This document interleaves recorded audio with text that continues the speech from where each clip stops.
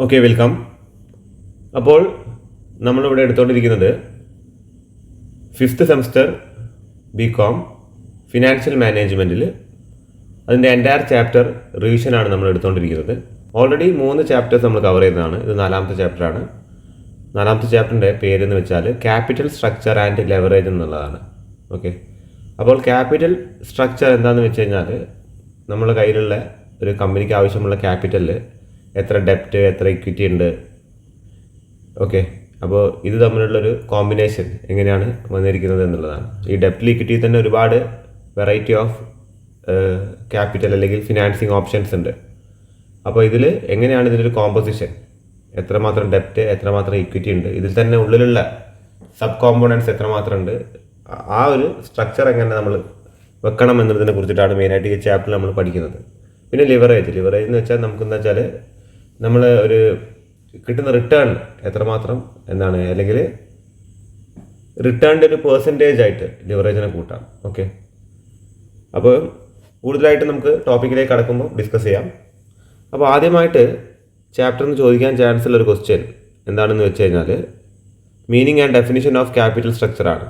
Meaning and definition of capital structure. What you mean by capital structure എന്ന് ചോദിക്കുകയാണെങ്കിൽ ആദ്യം കൊടുത്തിരിക്കുന്ന ഈ ഒരു പാസേജ് എഴുതിയാൽ മതി. Capital structure is the mix of ഡെപ്റ്റ് and equity which a company uses to finance its long term operation. അതായത് ലോങ് ടേം ഓപ്പറേഷന് വേണ്ടി ഒരു കമ്പനി ഫിനാൻസ് ഓപ്റ്റ് ചെയ്യുകയാണെങ്കിൽ അതിൽ എത്രമാത്രം ഡെപ്റ്റ്, എത്രമാത്രം ഇക്വിറ്റി ഉണ്ടാവും. ഓക്കെ, അപ്പോൾ അതിൻ്റെ മിക്സ് ആണെന്ത് ക്യാപിറ്റൽ സ്ട്രക്ചർ എന്ന് വെച്ചാൽ. ഓക്കെ, താഴെ മറ്റൊരു മീനിങ് കൊടുത്തിട്ടുണ്ട്. Capital structure refers to the combination of different sources of capital used by an organization to finance its activities.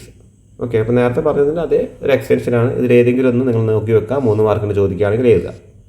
ഇനി ഡെഫിനിഷൻ ഓഫ് ക്യാപിറ്റൽ സ്ട്രക്ചർ ചോദിക്കുകയാണെങ്കിൽ RH വെസൽ എന്ന് പറയുന്ന വ്യക്തി പറഞ്ഞിരിക്കുന്ന ഡെഫിനിഷൻ നോക്കാം. The term capital structure is frequently used to indicate the long term sources of fund employed in a business.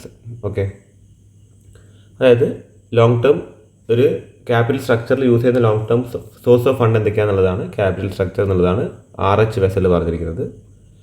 ഇനി CW Gerstenberg പറഞ്ഞിരിക്കുന്നത് capital structure refers to the kind of securities that make up capitalisation. അപ്പോൾ ഏതെങ്കിലും ഒന്ന് നിങ്ങൾ പഠിച്ചു വെക്കുക, definition and meaning. Okay, അടുത്തതായിട്ട് importance of capital സ്ട്രക്ചറാണ്. ഓക്കെ, ക്യാപിറ്റൽ സ്ട്രക്ചറിൻ്റെ ഇമ്പോർട്ടൻസ് എന്തൊക്കെയാണെന്നുള്ളതാണ് അടുത്തതായിട്ട് നോക്കാനുള്ളത്. അപ്പോൾ ഇമ്പോർട്ടൻസ് ചോദിക്കുകയാണെങ്കിൽ ഇതിൽ കുറച്ച് പോയിൻറ്റ്സ് അടുത്ത പേജിലായിട്ട് വരുന്നുണ്ട്. ആ പോയിൻറ്റ്സ് നിങ്ങളൊന്ന് നോട്ട് ചെയ്ത് വെക്കുക. ഓക്കെ, ഇതിൽ കാര്യമായിട്ട് ഈ ഒരു പാസേജിൽ അല്ലെങ്കിൽ പാരഗ്രാഫിൽ കാര്യമായിട്ട് വായിച്ച് മനസ്സിലാക്കേണ്ട കാര്യങ്ങളില്ല. നെക്സ്റ്റ് പേജിലേക്ക് കടക്കും. ഓക്കെ, അപ്പോൾ അടുത്ത പേജിലേക്ക് കടന്നിരിക്കുന്നു. അപ്പോൾ ഇമ്പോർട്ടൻസ് ഓഫ് ക്യാപിറ്റൽ സ്ട്രക്ചർ, ഈ പോയിൻറ്റ്സ് നിങ്ങൾ നോക്കി വെക്കുക. ഇമ്പോർട്ടൻസ് ഓഫ് ക്യാപിറ്റൽ സ്ട്രക്ചർ, അതിൽ first one, a good capital structure minimises financial risk. Okay, note ചെയ്യേണ്ട പോയിന്റ് മിനിമൈസസ് ഫിനാൻഷ്യൽ റിസ്ക്, അതാണ് ആദ്യത്തെ ഇമ്പോർട്ടൻസ്. രണ്ടാമത്തെ പോയിന്റ് നോക്കാം.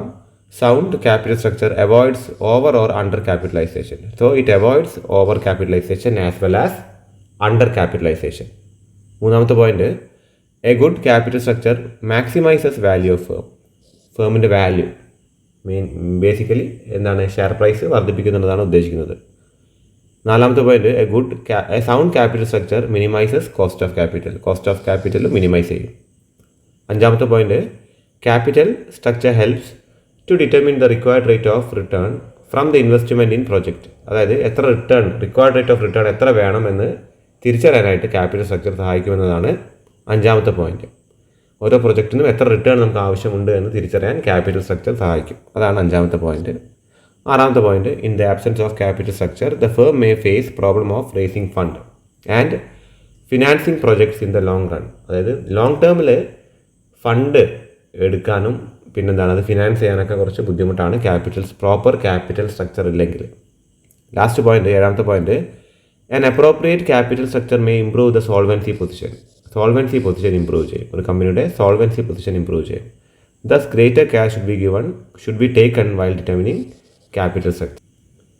Next, difference between finance structure and capital structure. Finance structure ഉം capital structure ഉം തമ്മിലുള്ള difference എന്താണെന്നുള്ളതാണ്. അപ്പോൾ ഇവിടെ കൊടുത്തിരിക്കുന്നത് ശ്രദ്ധിക്കുക. Finance structure refers to the way company's assets are financed. കമ്പനിയുടെ അസറ്റ്സ് എങ്ങനെയാണ് വാങ്ങിയിരിക്കുന്നത്. ഇപ്പോൾ കമ്പനിക്ക് ബിൽഡിങ്, ലാൻഡ്, മെഷീനറീസ്, വെഹിക്കിൾസ് ഒക്കെ ഉണ്ടെങ്കിൽ അതൊക്കെ എങ്ങനെയാണ് വാങ്ങിയിരിക്കുന്നത് എന്നതിനെ കുറിച്ചിട്ടാണ് ഫിനാൻസ് സ്ട്രക്ചറിൽ പറയുന്നത്.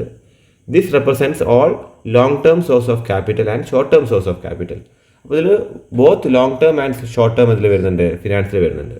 In other words, finance structure is equal to capital structure plus current liabilities. Capital സ്ട്രക്ചറിന് കറണ്ട് ലയബിലിറ്റീസ് ഒഴിവാക്കി കഴിഞ്ഞാൽ അത് ഫിനാൻസ് സ്ട്രക്ചറായി.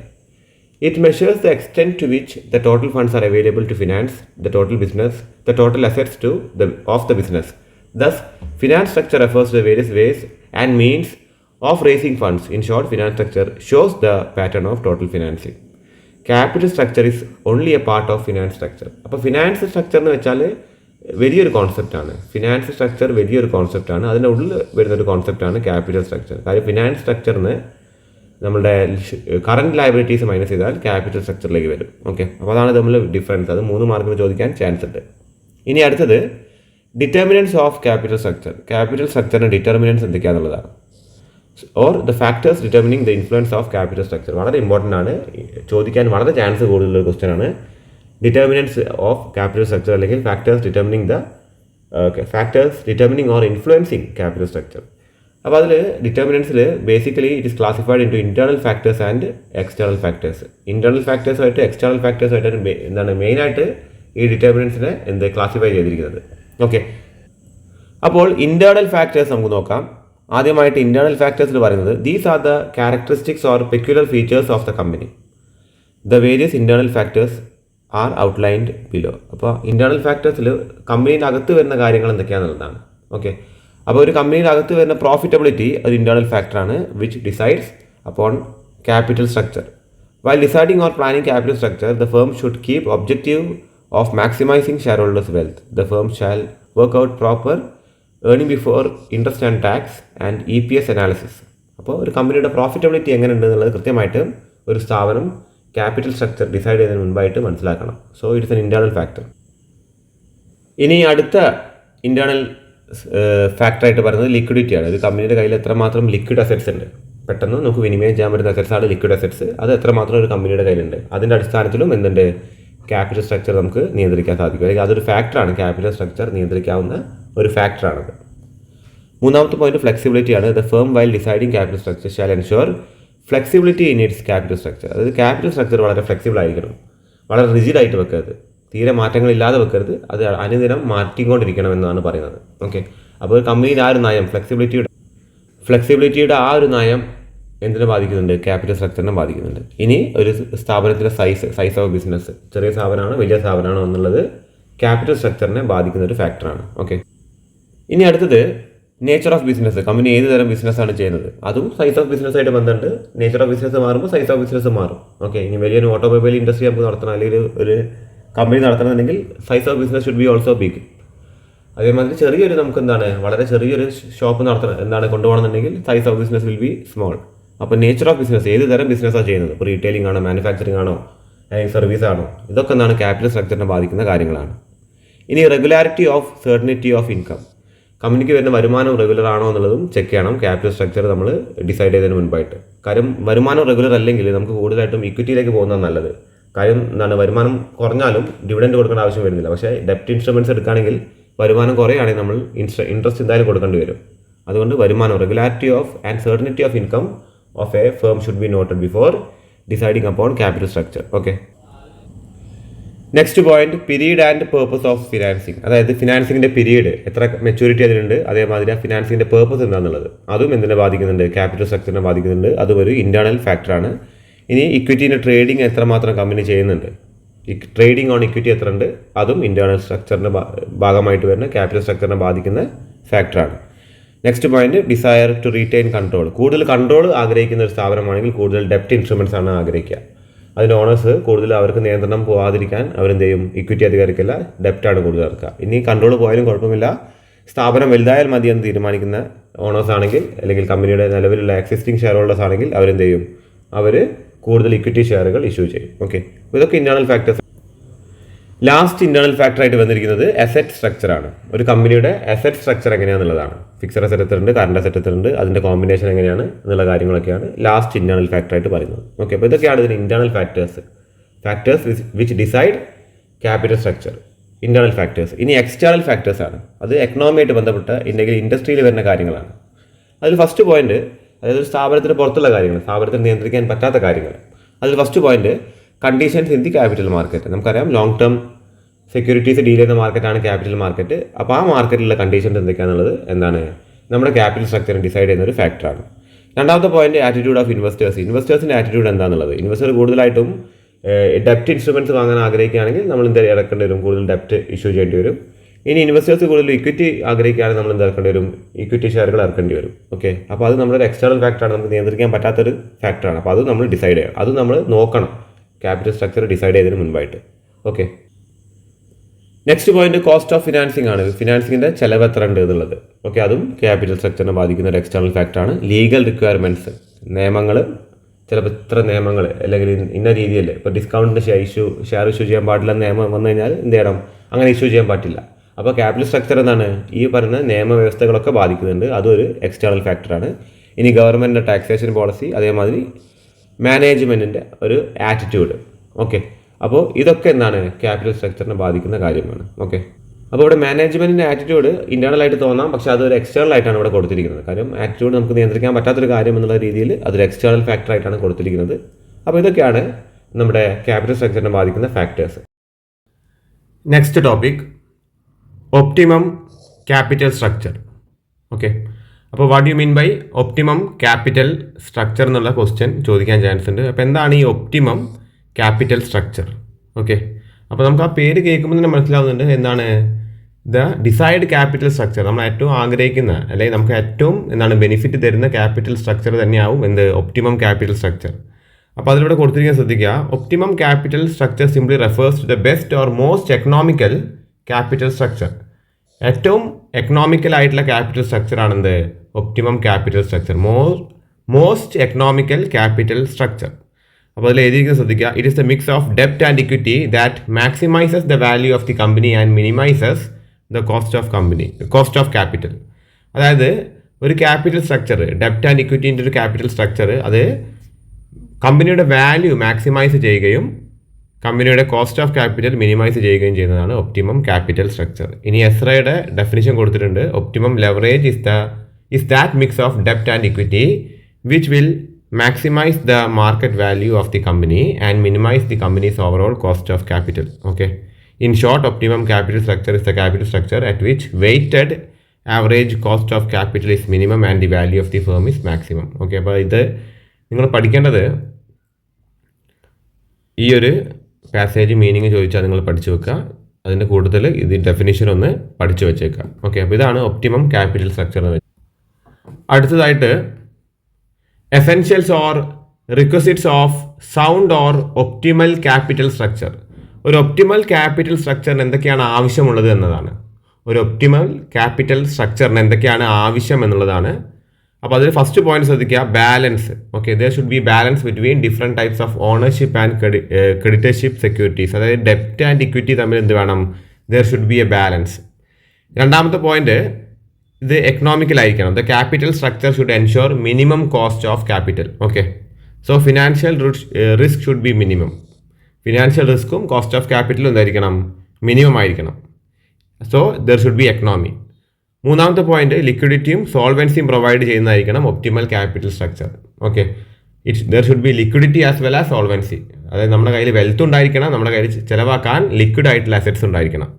നാലാമത്തെ പോയിന്റ്, ഫ്ലെക്സിബിലിറ്റി ഉണ്ടായിരിക്കണം. ഇപ്പോൾ വേണമെങ്കിൽ ഈ ക്യാപിറ്റൽ സ്ട്രക്ചർ മാറ്റാൻ പറ്റും എന്നുള്ള രീതിയിലായിരിക്കണം, അതിനൊരു ഫ്ലെക്സിബിലിറ്റി ഉണ്ടായിരിക്കണം. ഇത് സിമ്പിൾ ആയിരിക്കണം, there should B simplicity.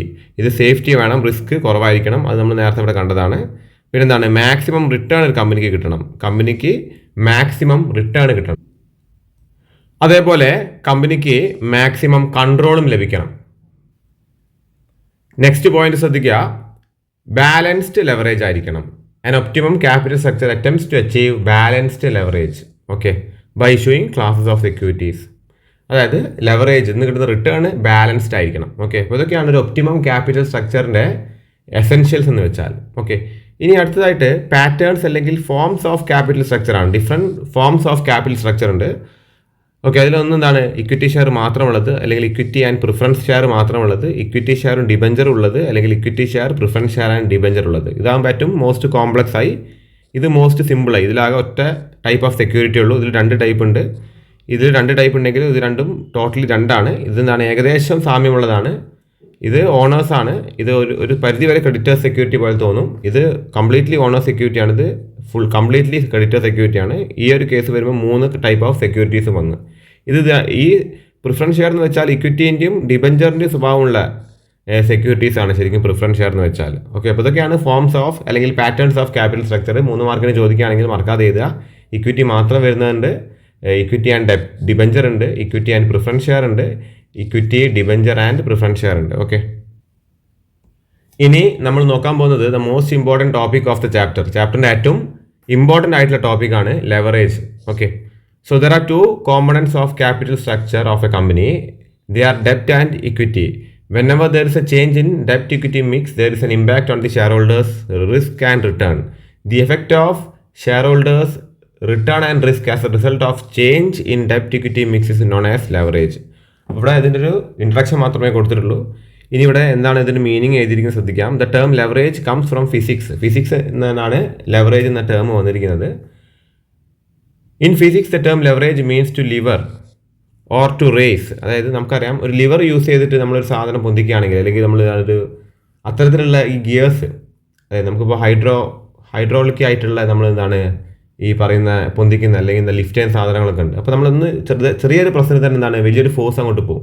Okay, അതിനാണ് ലെവറേജ് എന്ന് പറയാം. നമ്മൾ ചെറിയ ഫോഴ്സ് ഉപയോഗിച്ചിട്ട് വലിയ റിസൾട്ട് കിട്ടുന്നതിൻ്റെ പേരാണ് ലെവറേജ് എന്ന് വെച്ചാൽ. Okay, leverage is the action of a lever and a mechanical advantage gain by it. നമുക്ക് ഞാൻ നേരത്തെ പറഞ്ഞ മാതിരി ഒരു ലിവർ ഉപയോഗിക്കുമ്പോൾ നമുക്ക് കിട്ടുന്ന മെക്കാനിക്കൽ അഡ്വാൻറ്റേജ് ആണ്. ഓക്കെ, അപ്പോൾ നമ്മൾ പറയുകയാണെങ്കിൽ നമുക്ക് വലിയൊരു പാറ പൊട്ടിക്കാണ്ട് നമ്മുടെ കയ്യിൽ ചെറിയൊരു ചുറ്റിക മാത്രമേ ഉള്ളൂ. ഓക്കെ, അപ്പോൾ അത് നമ്മൾ വെച്ച് എത്ര നമ്മൾ ഫോഴ്സിൽ അടിച്ചാൽ ഈ പാറ പൊട്ടാൻ ചാൻസ് ഇല്ല. അതിനുവേണ്ടി നമ്മൾ വലിയൊരു ചുറ്റിക എടുത്തിട്ട് ഈ പാറ അടിക്കുകയാണെങ്കിൽ എന്താണ് ഈ പാറ പൊട്ടും. ഓക്കെ, അപ്പോൾ എന്താണ് ഈ ചുറ്റികൾക്ക് ഇതിനെക്കാട്ടി ലെവറേജ് ഉണ്ട്. നമ്മൾ സെയിം ഫോഴ്സ് യൂസ് ചെയ്യുമ്പോൾ ഇതിനെ കൊണ്ട് എന്താണ് ഇത് പൊട്ടില്ല. പക്ഷേ സെയിം ഫോഴ്സ് തന്നെ ഈ ഒരു ഇൻസ്ട്രുമെൻ്റ് വരുമ്പോൾ എന്താണ് ലെവറേജ് കൂടുകയാണ്. Okay, Greece philosopher Archimedes one said, give me a lever long enough and a place to stand, I can move the world. അതായത് വലിയൊരു ലിവർ കിട്ടിയാൽ ലോകം തന്നെ എന്താണ് നീക്കാൻ സാധിക്കുമെന്നാണ് ഗ്രീക്ക് ഫിലോസഫർ ആയിട്ടുള്ള ആർക്കിമിഡീസ് പറഞ്ഞിട്ടുള്ളത്. ഓക്കെ, നമുക്ക് ഇതിൻ്റെ മീനിങ്ങിലേക്ക് ഡയറക്റ്റ് ആയിട്ട് ഓക്കെ, അപ്പോൾ നമുക്ക് നോക്കേണ്ടത് ഫിനാൻഷ്യൽ മാനേജ്മെൻറ്റിൽ എന്താണ് ലെവറേജ് എന്നുള്ളതാണ്. അപ്പോൾ ഇവിടെ ശ്രദ്ധിക്കുക. Here it means that by use of a certain fixed cost the firm increases manifold or levers up the profitability. ചെറിയൊരു ഫിക്സഡ് കോസ്റ്റ് വെച്ചിട്ട് എങ്ങനെയാണ് അതിൻ്റെ പ്രോഫിറ്റബിലിറ്റി വർദ്ധിപ്പിക്കുക എന്നുള്ളതാണ് ലെവറേജ് കൊണ്ട് ഇവിടെ ഉദ്ദേശിക്കുന്നത്. ചെറിയൊരു ഫിക്സഡ് കോസ്റ്റ് വെച്ചിട്ട് അല്ലെങ്കിൽ നമ്മുടെ കയ്യിലുള്ള നിലവിലുള്ള ഫിക്സഡ് കോസ്റ്റ് വെച്ചിട്ട് നമ്മുടെ പ്രോഫിറ്റബിലിറ്റി എങ്ങനെ വർദ്ധിപ്പിക്കാം എന്നുള്ളതാണ് ലെവറേജിനെ കൊണ്ട് ഫിനാൻഷ്യൽ മാനേജ്മെൻറ്റിൽ ഉദ്ദേശിക്കുന്നത്.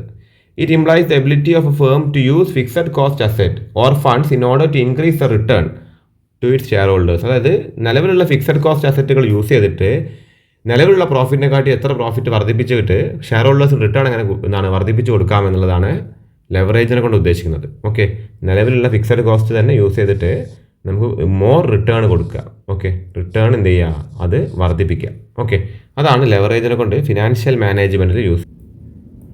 There are different types of leverage. Different types of leverage എന്താണെന്ന് നമുക്ക് നോക്കാം. ഓക്കെ, ടൈപ്സ് ഓഫ് ലെവറേജിൽ ശ്രദ്ധിക്കുക.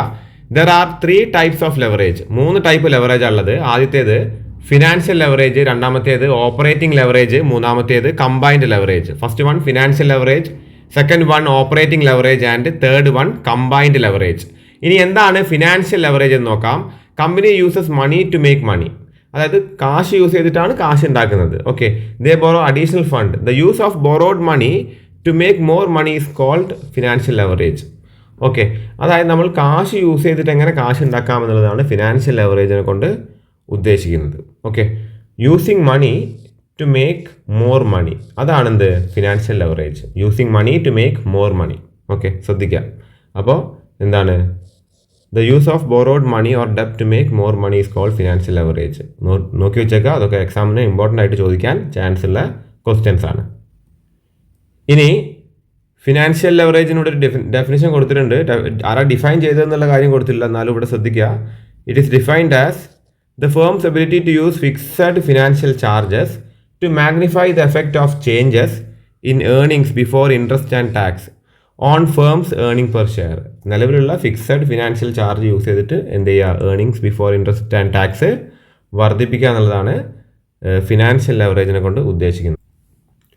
ഇനി what are the impact or effect of financial leverage എന്ന് ചോദിക്കുകയാണെങ്കിൽ ഇതൊക്കെ എഴുതുക. വാട്ട് ആർ ദ ഇമ്പാക്റ്റ്, അപ്പോൾ അതുകൊണ്ടുണ്ടാകുന്ന എന്തൊക്കെ മാറ്റങ്ങളാണ്, എന്തൊക്കെ കാര്യങ്ങളിലാണ് മാറ്റങ്ങൾ വരിക, ഫിനാൻഷ്യൽ ലെവറേജിൽ കൊണ്ട് വരുന്ന മാറ്റങ്ങൾ എന്തൊക്കെയാണെന്നുള്ളതാണ്. അതിൽ ഫസ്റ്റ് പോയിന്റ് ശ്രദ്ധിക്കുക, effect on share holders earning. Share ഹോൾഡറിൻ്റെ ഏർണിംഗ് ബാധിക്കും. ഷെയർ ഹോൾഡറിൻ്റെ ഏർണിംഗ് കൂടാനോ കുറയാനോ ഫിനാൻഷ്യൽ ലെവറേജിനെ കൊണ്ട് സാധിക്കും. Second point, effect on financial risk. Financial റിസ്കിനെ ഫിനാൻഷ്യൽ ലെവറേജ് ബാധിക്കും. കാര്യം ഫിനാൻഷ്യൽ ലെവറേജിൽ കൂടുതലായിട്ടും ഫിക്സഡ് കോസ്റ്റ് വരുന്ന ഫിനാൻഷ്യൽ ഇൻസ്ട്രുമെൻസിനെയാണ് അധികം ആശ്രയിക്കുക. അപ്പോൾ അത്തരം ഫിനാൻഷ്യൽ ഇൻസ്ട്രുമെൻസിന് അതിൻ്റേതായ റിസ്ക് ഉണ്ട്. ഇപ്പോൾ ഡിബഞ്ചർ എടുക്കുകയാണെങ്കിൽ ഡിബഞ്ചറിന് എന്തായാലും ഇൻട്രസ്റ്റ് കൊടുത്തേ പറ്റുള്ളൂ എല്ലാ വർഷവും. അത് പ്രോഫിറ്റ് ഉണ്ടെങ്കിൽ ശരി, ഇല്ലെങ്കിൽ ശരി. അപ്പോൾ അതിനൊരു ഫിനാൻഷ്യൽ റിസ്ക്കും കൂടി ഉണ്ട്. ഓക്കെ, അപ്പോൾ ഇത് രണ്ടുമാണ് ഒന്ന് റിട്ടേൺ ടു ഇൻവെസ്റ്റേഴ്സ് അല്ലെങ്കിൽ റിട്ടേൺ ടു ഷെയർ ഹോൾഡേഴ്സ് വർദ്ധിക്കുക അല്ലെങ്കിൽ അതിനെ എഫക്റ്റ് ചെയ്യുക, അല്ലാന്നുണ്ടെങ്കിൽ ഫിനാൻഷ്യൽ റിസ്കിനെ ബാധിക്കുക. ഇതൊക്കെയാണ് ഫിനാൻഷ്യൽ ലെവറേജിൻ്റെ ഇമ്പാക്റ്റ്. ഒരു ചോദ്യം നോക്കാം. Example 1, the capital structure of A company comprises 2000 10% debentures of ₹100 and 10,000 equity shares of ₹10 each. അതായത് ഒരു കമ്പനി എടുത്ത് 2000 10% ഡിബഞ്ചേഴ്സ് ഉണ്ട്, അതിൻ്റെ വില 100 രൂപയാണ്. ഇനി 10,000 ഇക്വിറ്റി ഷെയർസ് ഉണ്ട്, അതിൻ്റെ വില 10 രൂപയാണ്. Tax rate 50%. Calculate earning per share if operating profit, അതായത് earning before interest and tax 1,00,000, അതേപോലെ 1,60,000, അതേപോലെ 1,40,000 ആണെങ്കിൽ, ഈ 3 കേസുകളാണെങ്കിൽ എങ്ങനെയാണ് ഏർണിംഗ് പെർ ഷെയറിനെ ബാധിക്കുക എന്നുള്ളതാണ്. ഓക്കെ, അപ്പോൾ ഇതിൽ ആദ്യം നമുക്ക് ഇതിൻ്റെ സൊല്യൂഷനിലേക്ക് കടക്കാം. ശ്രദ്ധിക്കുക, സൊല്യൂഷൻ ഇവിടെ കൊടുത്തിരിക്കുന്നത് ശ്രദ്ധിക്കുക. ഓക്കെ, അപ്പോൾ നിങ്ങൾ ആദ്യം തന്നെ 3 കേസുകളാണ്. 3 കേസുകൾ ആദ്യം തന്നെ earnings before interest and tax, ഈ 3 എമൗണ്ടുകൾ ഇവിടെ എഴുതി വെക്കുക. 1 lakh, 1,60,000 and 40,000. അത് കഴിഞ്ഞിട്ട് ഇൻട്രസ്റ്റ് നിങ്ങൾ എഴുതി വെക്കുക. ഇൻട്രസ്റ്റ് എഴുതി വെക്കുക എങ്ങനെയാണെന്ന് വെച്ചാൽ, ഇതിവിടെ നമ്മുടെ ഡിബഞ്ചറിൻ്റെ വാല്യൂ 2000 ഡിബഞ്ചറാണുള്ളത്. 2000 ഡിബഞ്ചറാണുള്ളത്. ഡിബഞ്ചറിൻ്റെ ഇൻട്രസ്റ്റ് റേറ്റ് 10%. ഓക്കെ, അപ്പോൾ 2000 ഇൻറ്റു ഡിബഞ്ചറിൻ്റെ വാല്യൂ ഇവിടെ കൊടുത്തിരിക്കുന്നത് എത്രയാണ്? ഇവിടെ കൊടുത്തിരിക്കുന്നത് 100 റുപ്പീസാണ്. അപ്പോൾ 100 ഇൻറ്റു 2000, 2,00,000 ഡിബഞ്ചറിൻ്റെ വാല്യൂ. അതിന് 10% ഇൻട്രസ്റ്റ് ആയിട്ട് പോകും. ആ ഇൻട്രസ്റ്റ് ഇവിടെ മൈനസ് ചെയ്യേണ്ട എമൗണ്ട് ആണ് നിങ്ങളിവിടെ എഴുതി വെക്കുക. ഓക്കെ, അപ്പോൾ ഈ ഏർണിംഗ്സ് ബിഫോർ ഇൻട്രസ്റ്റ് ആൻഡ് ടാക്സിൽ നിന്നും ആ ഒരു ഇൻട്രസ്റ്റ് മൈനസ് ചെയ്യുമ്പോൾ ഇവിടെ 80,000, ഇവിടെ 1,40,000, ഇവിടെ 20,000 വന്നു. അത് കഴിഞ്ഞിട്ട് നിങ്ങൾ എന്ത് ചെയ്യുക, ടാക്സ് മൈനസ് ചെയ്യുക. ടാക്സ് 50% ക്വസ്റ്റ്യനിൽ കൊടുത്തിട്ടുണ്ട്. അപ്പോൾ 80,000 50% 40,000, 1,40,000 50% 70,000, അതേപോലെ 20,000 50% 10,000 മൈനസ് ചെയ്യുക. അപ്പോൾ ഏർണിങ്സ് ആഫ്റ്റർ ടാക്സ് കിട്ടി. ഓക്കെ, അപ്പോൾ ഇവിടെ 40,000, ഇവിടെ 70,000, ഇവിടെ 10,000. ഇനി ഏർണിംഗ് പെർ ഷെയർ ശ്രദ്ധിക്കുക ഇവിടെ. അത് കഴിഞ്ഞിട്ട് നിങ്ങളിതിൻ്റെ ഒരു റേഷ്യോ ഇവിടെ എഴുതി വെക്കുക. അതായത് 4:7:1 ആണ്. അപ്പോൾ അതിൻ്റെ ചേഞ്ചസ് നോക്കാം നമുക്ക്. 1,00,000 നിന്ന് 1,60,000 ആവുന്നത്. 40,000 നിന്നും ഇങ്ങോട്ടേക്ക് 70,000 കൂടുന്നത്. അതായത് 4 നിന്നും 7 കൂടുന്നത്. അപ്പോൾ 60% ഇൻക്രീസ് ആണ് വരുന്നത്. ഇവിടെ 7 നിന്നും 1 കുറയുന്നത്. അപ്പോൾ 60% ഇവിടെ എന്താണ്, ഡിക്രീസ് ആണ് വരുന്നത്. ഓക്കെ, അപ്പോൾ ആദ്യം അത് അവിടെ നോട്ട് ചെയ്ത് വെക്കുക. എത്രയാണ് ഇൻക്രീസ് ആയിരിക്കുന്നത്? ഇവിടെ 60% ഇൻക്രീസ് ആയിരിക്കുന്നു. ഇവിടെ എത്രയാണ്? ഇവിടെ 60% കുറഞ്ഞിരിക്കുന്നു. ഓക്കെ, അതായത് 60% എന്ന് വെച്ചാൽ ഇതിൽ നിന്നാണ് കിട്ടുന്നത്. ഇതിൻ്റെ 60% കൂടിയിരിക്കുന്നു, ഇതിൻ്റെ 60% ഇവിടെ കുറഞ്ഞിരിക്കുന്നു. ഓക്കെ, അത് കഴിഞ്ഞിട്ട് താഴെ നിങ്ങൾ എഴുതേണ്ടത് change in earning per share ആണ്. അതെങ്ങനെ വരുന്നു വെച്ചാൽ, ഈ 4 ഇവിടെ എത്ര കൂടിയിട്ടുണ്ട്? ഇവിടെ 3 കൂടിയിട്ടുണ്ട്, അതുകൊണ്ട് 7 ആയത്. അപ്പോൾ ഇതിൻ്റെ പെർസെൻറ്റേജ് എത്രയാണെന്ന് കാണുക. 3 ആഡ് ചെയ്തതിൻ്റെ അത് 75% വരിക. അതേപോലെ ഇവിടെ 4 നിന്ന് 3 കുറയാ ചെയ്തത്. അപ്പോൾ എന്താണ്, ഇതിൻ്റെ പെർസെൻറ്റേജ് കാണുക. ഇവിടെ -75% വരിക. ഓക്കെ, അപ്പോൾ ഇതാണ് ചേഞ്ച് ഇൻ EPS. ഓക്കെ, അപ്പോൾ ഇതാണ് ഇതിലൊരു ബേസിക് ആയിട്ടുള്ളൊരു ക്വസ്റ്റ്യൻ ഫിനാൻഷ്യൽ ലെവറേജിൻ്റെ. ഓക്കെ,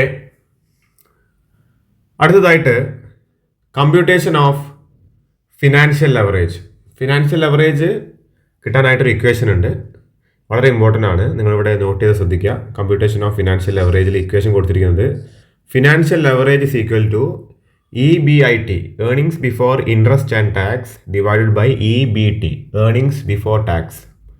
ഓക്കെ, അപ്പോൾ earnings before interest and tax divided by EBT, earnings before tax. ചെയ്ത് കഴിഞ്ഞാൽ കിട്ടുന്നതാണ് ഫിനാൻഷ്യൽ ലെവറേജ്. ഓക്കെ, അപ്പോൾ അതിൻ്റെ ഓരോന്നും ഇവിടെ കൊടുത്തിട്ടിരിക്കുന്നു. അപ്പോൾ ഇതാണ് ഇക്വേഷൻ വരുന്നത്. ഓക്കെ, അപ്പോൾ നമ്മുടെ ചോദ്യത്തിൽ ആദ്യം earning before interest and tax കാണുക, എന്നിട്ട് ഏർണിംഗ് ബിഫോർ ടാക്സ് കാണുക.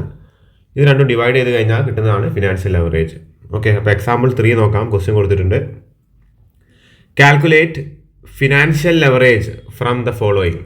ഓക്കെ, അപ്പോൾ താഴെ കൊടുത്തിരിക്കുന്ന ഇൻഫർമേഷൻസിൽ നിന്നും ഫിനാൻഷ്യൽ ലെവറേജ് കാൽക്കുലേറ്റ് ചെയ്യാനാണ് പറഞ്ഞിരിക്കുന്നത്. അപ്പോൾ ആദ്യം ഇൻട്രസ്റ്റ് കൊടുത്തിട്ടുണ്ട്, അതിൻ്റെ എമൗണ്ട് കൊടുത്തിട്ടുണ്ട്. 20,000 റുപ്പീസാണ് ഇൻട്രസ്റ്റിൻ്റെ എമൗണ്ട്. സെയിൽസ് 100 യൂണിറ്റ് സെയിൽസിൽ 2 ലക്ഷം രൂപയാണ് അതിൻ്റെ എമൗണ്ട് കൊടുത്തിരിക്കുന്നത്. വേരിയബിൾ കോസ്റ്റ് 1 lakh റുപ്പീസ് കൊടുത്തിട്ടുണ്ട്. ഫിക്സഡ് കോസ്റ്റ് 60,000 കൊടുത്തിട്ടുണ്ട്. ഈ ഇൻഫർമേഷൻസ് വെച്ചിട്ട് നമ്മളോട് ഫിനാൻഷ്യൽ ലെവറേജ് കണക്ക് കൂട്ടാനാണ് പറയുന്നത്. നമുക്ക് സൊല്യൂഷനിലേക്ക് കടക്കാം. സൊല്യൂഷൻ ശ്രദ്ധിക്കുക. സെയിൽസിന് എമൗണ്ട് ആദ്യം എഴുതി വെക്കുക. സെയിൽസ് കൊടുത്തിരിക്കുന്നത് 2 lakh ആണ്. ആ 2 lakh നമ്മളിവിടെ ആദ്യം എഴുതി വെക്കുക. അതിൽ നിന്നും വേരിയബിൾ കോസ്റ്റ് മൈനസ് ചെയ്യാം. അപ്പോൾ നമുക്ക് കോൺട്രിബ്യൂഷൻ കിട്ടും. അപ്പോൾ നമുക്ക് കോൺട്രിബ്യൂഷൻ ലഭിക്കും. അതായത് സെയിൽസിൽ നിന്നും വേരിയബിൾ കോസ്റ്റ് മൈനസ് ചെയ്താൽ കോൺട്രിബ്യൂഷൻ ലഭിക്കും. Okay, sales minus variable cost is equal to contribution. ഇനി കോൺട്രിബ്യൂഷനിൽ നിന്നും നമ്മൾ എന്ത് ചെയ്യുക? ഫിക്സഡ് കോസ്റ്റ് മൈനസ് ചെയ്യാം. കോൺട്രിബ്യൂഷനിൽ നിന്നും ഫിക്സഡ് കോസ്റ്റ് മൈനസ് ചെയ്യുമ്പോൾ നമുക്ക് എന്ത് കിട്ടും? ഓപ്പറേറ്റിംഗ് പ്രോഫിറ്റ് അല്ലെങ്കിൽ earnings before interest and tax ലഭിക്കും. അതായത് നമ്മുടെ കോൺട്രിബ്യൂഷനിൽ നിന്നും ഫിക്സഡ് കോസ്റ്റ് മൈനസ് ചെയ്താൽ earnings before interest and tax ലഭിക്കും.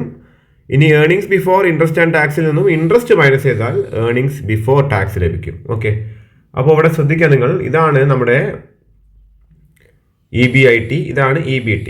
അപ്പോൾ ഇത് രണ്ടും ഡിവൈഡ് ചെയ്താൽ 2 കിട്ടുക. അതാണ് നമ്മുടെ ഫിനാൻഷ്യൽ ലെവറേജ്. അപ്പോൾ സൊല്യൂഷൻ്റെ ബാലൻസ് അവിടെ കൊടുത്തിട്ടുണ്ട്. Financial leverage is equal to EBIT divide by EBT which is 40,000. ഈ ക്വസ്റ്റിൻ്റെ കേസിലാണെങ്കിൽ 40,000 ആണ് EBIT വരുന്നത്, 20,000 ആണ് EBT വരുന്നത്. ഡിവൈഡ് ചെയ്യുമ്പോൾ 2 കിട്ടുന്നത്.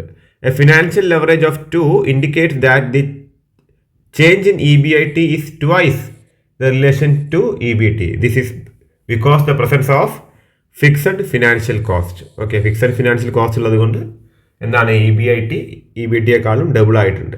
ഓക്കെ, അപ്പോൾ ഇതാണ് ഫിനാൻഷ്യൽ ലെവറേജ് കണക്കാക്കാനുള്ള ഇക്വേഷൻ. വളരെ സിമ്പിളാണ്, EBIT ഡിവൈഡ് ബൈ EBT. ഇനി അടുത്തതായിട്ട് നോക്കാനുള്ളത് ഡിഗ്രി ഓഫ് ഫിനാൻഷ്യൽ ലെവറേജ് ആണ്. ഡിഗ്രി ഓഫ് ഫിനാൻഷ്യൽ ലെവറേജ് കണക്ക് കൂട്ടൽ എങ്ങനെയാണെന്നുള്ളതാണ്. Okay, the degree of financial leverage measures the impact of change in EBIT or operating profit to the change in EPS or earnings per share.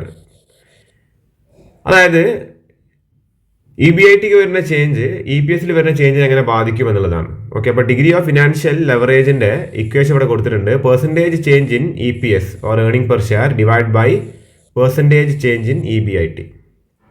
Okay, percentage change in EPS divide by percentage change in EBIT. നമ്മുടെ example 1 നമ്മൾ കണ്ടിട്ടുണ്ടായിരുന്നു. Percentage change in EPS 75%, percentage change in EBIT 60% ഉണ്ടായിരുന്നുള്ളൂ. അത് divide ചെയ്യുമ്പോൾ കിട്ടുന്ന 1.25 ആണ് degree of financial leverage. Okay, അതായത് percentage change in EPS നമ്മൾ ആദ്യം ഒരു 3 കേസസ് ആയിട്ട് നമ്മൾ അതിനകത്തൊരു ക്വസ്റ്റ്യൻ കണ്ടിട്ടുണ്ടായിരുന്നു എക്സാമ്പിൾ 1. അതിൽ പെർസെൻറ്റേജ് ചേഞ്ചിനെ കുറിച്ച് പറയുന്നുണ്ട്. നിങ്ങളൊന്ന് അങ്ങോട്ടേക്ക് ബാക്ക് അടിച്ച് നോക്കുക, അപ്പോൾ മനസ്സിലാവും. അത് ഒന്നും കൂടി വീണ്ടും റിവൈൻഡ് ചെയ്ത് കാണിക്കേണ്ട ആവശ്യം വരുന്നില്ല, അത് അവിടെ കിടക്കുന്നുണ്ട്. കുറച്ചൊന്നും നിങ്ങൾ ബാക്കോട്ടേക്ക് സ്കിപ്പ് ചെയ്താൽ മതി. അപ്പോൾ ഇത് രണ്ടും ഡിവൈഡ് ചെയ്താൽ percentage change in EPS divide by percentage change in EBIT ചെയ്താൽ നമുക്ക് എന്ത് കിട്ടും? ഡിഗ്രി ഓഫ് ഫിനാൻഷ്യൽ ലെവറേജ് കിട്ടും. ഇക്വേഷൻ ബൈ ഹാർട്ട് പഠിക്കുക. ഇക്വേഷൻ വളരെ ഇമ്പോർട്ടൻ്റ് ആണ്. അടുത്ത സൈഡ് ഹെഡിങ് ശ്രദ്ധിക്കാം. Importance or utility of financial leverage. Financial ലെവറേജിനെ കൊണ്ടുള്ള ഉപകാരങ്ങൾ എന്തൊക്കെയാണെന്നുള്ളതാണ്, അല്ലെങ്കിൽ അഡ്വാൻറ്റേജസ് ഓഫ് ഫിനാൻഷ്യൽ ലെവറേജ് എന്നും ചോദിക്കുകയാണെങ്കിൽ 6 മാർക്കിന് ചോദിക്കാവുന്ന ഒരു ചോദ്യമാണ്. അപ്പോൾ അതിൽ വെറും പോയിന്റ്സ് അല്ലാതെ പോയിന്റ്സ് ഒന്ന് വിവരിച്ചും കൂടി നിങ്ങൾ എഴുതുക.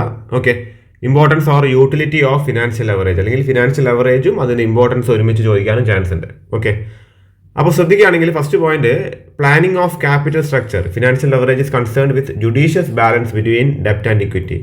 ഡെപ്റ്റും ഇക്വിറ്റി എങ്ങനെ ബാലൻസ് ചെയ്യണമെന്നുള്ളത്, അല്ലേ, അതായത് എങ്ങനെ ക്യാപിറ്റൽ സ്ട്രക്ചർ ബാലൻസ് ചെയ്യണമെന്നുള്ളത് തീരുമാനിക്കാൻ, പ്ലാൻ ചെയ്യാൻ ഫിനാൻഷ്യൽ ലെവറേജിനെ കൊണ്ട് സാധിക്കും. Okay, you can plan A proper capital structure using financial leverage. രണ്ടാമത്തെ പോയിന്റ് ശ്രദ്ധിക്കാം, പ്രോഫിറ്റ് പ്ലാനിംഗ് ആണ്. ക്യാപിറ്റൽ സ്ട്രക്ചർ പ്ലാൻ ചെയ്യുന്ന പോലെ തന്നെ നമ്മുടെ പ്രോഫിറ്റ് എത്ര വരും എന്നുള്ളത് പ്ലാൻ ചെയ്യാനും ഫിനാൻഷ്യൽ ലെവറേജ് സഹായിക്കും. Okay, you can plan your profit, future profit. Okay, ആ കാര്യം എന്താ വെച്ചാൽ ഈ EBIT EPS ഒക്കെ നമ്മൾ അതിൻ്റെ സൂചികകളായിട്ട് എടുക്കുന്നത്. ഇനി മൂന്നാമത്തെ പോയിന്റ് ശ്രദ്ധിക്കാം, ഷെയർ ഹോൾഡറിന്റെ ഇൻകം ഇൻക്രീസ് ചെയ്യാൻ ഇത് സഹായിക്കും. It will help to increase the share holders income. Share ഹോൾഡറിന്റെ അതായത് EPS ഇൻക്രീസ് ചെയ്യാൻ ഇത് സഹായിക്കും. ഇനി നാലാമത്തെ പോയിന്റ്, ഇത് റിസ്ക് മെഷർ ചെയ്യാനും സഹായിക്കും. Okay, high degree of financial leverage indicates that A company is working under high risky situation. Financial leverage കൂടുക എന്ന് വെച്ചാൽ കമ്പനി റിസ്കി പൊസിഷനാണ് ഉള്ളത് എന്നുള്ളതാണ്. അപ്പോൾ കൃത്യമായിട്ടും ഫിനാൻഷ്യൽ ലെവറേജ് കുറയുന്ന സാഹചര്യത്തിലാണ് എന്ത് വരുന്നത്, കമ്പനിക്ക് കൂടുതൽ റിസ്ക് കുറയുന്നത്. ഫിനാൻഷ്യൽ ലെവറേജ് കാര്യം എന്താണ്, ഫിക്സഡ് കോസ്റ്റ് ആണ് ഫിനാൻഷ്യൽ ലെവറേജിൽ മെയിനായിട്ട് വരുന്നത്. ഫിക്സഡ് കോസ്റ്റ് എന്താണ്, ഫിനാൻഷ്യൽ ഇൻസ്ട്രുമെൻസിൻ്റെ അടിസ്ഥാനത്തിലാണ് ഫിനാൻഷ്യൽ ലെവറേജ് കൂടുന്നത്. ഓക്കെ, അപ്പോൾ ഫിക്സഡ് കോസ്റ്റ് കുറയുന്ന സാഹചര്യത്തിലാണ് റിസ്ക് കുറയുന്നത്. ഓക്കെ, അപ്പോൾ ഫിനാൻഷ്യൽ ലെവറേജ് കൂടുക എന്ന് വെച്ച് കഴിഞ്ഞാൽ കമ്പനിക്ക് റിസ്ക് കൂടുക എന്നുള്ളതാണ്. ഓക്കെ, ഫിനാൻഷ്യൽ ലെവറേജിൻ്റെ അഡ്വാൻറ്റേജസ് അല്ലെങ്കിൽ അതിൻ്റെ ഇമ്പോർട്ടൻസ്, അതിൻ്റെ യൂട്ടിലിറ്റി നമ്മൾ കണ്ടു. ഇനി അടുത്തത് നോക്കേണ്ടത് ഇതിൻ്റെ ലിമിറ്റേഷൻസ് ആണ്. ഫിനാൻഷ്യൽ ലെവറേജിൻ്റെ ലിമിറ്റേഷൻസ് ആണ് അടുത്തതായിട്ട് നോക്കാനുള്ളത്. The financial leverage suffers from the following limitations. The limitations are, it is a double-edged sword. അത് എന്താണ്, രണ്ട് ഭാഗം മൂർച്ചയുള്ള ഒരു കത്തി പോലെയാണ്. As already stated, financial leverage is a double-edged sword. It can successfully be used to increase the EPS. It will happen only when the rate of earnings is higher than fixed charges of debt and preference shares. If the rate of earning is less than interest and dividend, it works adversely. അതായത് financial leverage നമ്മൾ use ചെയ്യുന്നത് എന്താണ്, EPS വർദ്ധിപ്പിക്കാൻ വേണ്ടിയിട്ടാണ്. പക്ഷെ അത് ചിലപ്പോൾ എന്താണ്, ആ EPSനെ കുറയ്ക്കാനും അത് കാരണമായേക്കാം. ഓക്കെ, അപ്പോൾ it's a double edge sword. ഇനി രണ്ടാമത്തെ പോയിന്റ്, ഇറ്റ് ഇൻക്രീസസ് റിസ്ക്. ഈ ഫിനാൻഷ്യൽ ലെവറേജ് എന്താണ്, റിസ്ക് വർദ്ധിപ്പിക്കുന്ന ഒരു കാര്യമാണ്. ഓക്കെ, ഇനി മൂന്നാമത്തെ കാര്യം, beneficial only to companies having stable earning. നമുക്കറിയാം ഫിക്സഡ് കോസ്റ്റ് ബെയർ ചെയ്യുന്ന സെക്യൂരിറ്റീസാണ് ഫിനാൻഷ്യൽ ലെവറേജിൽ യൂസ് ചെയ്യുന്നത്. അപ്പോൾ അതുകൊണ്ട് തന്നെ സ്റ്റേബിൾ ഏർണിങ്സ് ഉള്ള കമ്പനീസ് ആണെങ്കിൽ മാത്രമേ ഇത് യൂസ് ചെയ്യാൻ പാടുള്ളൂ.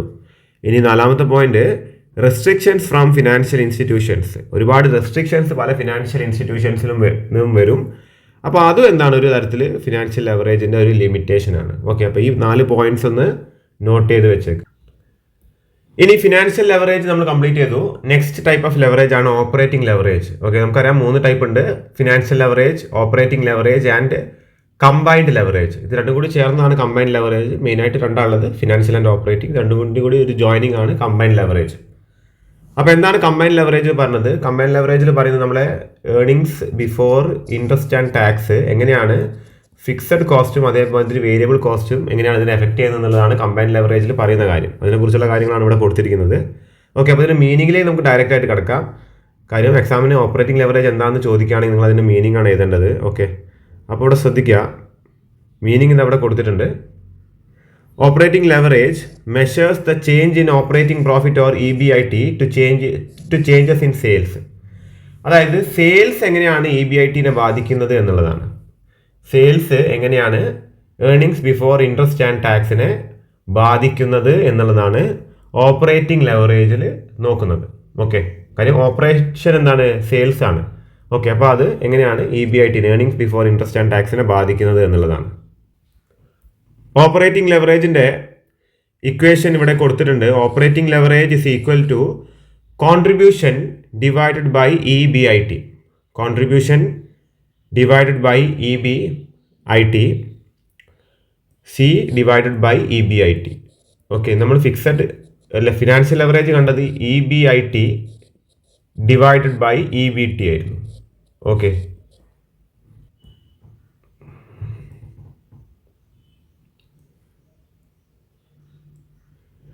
Sales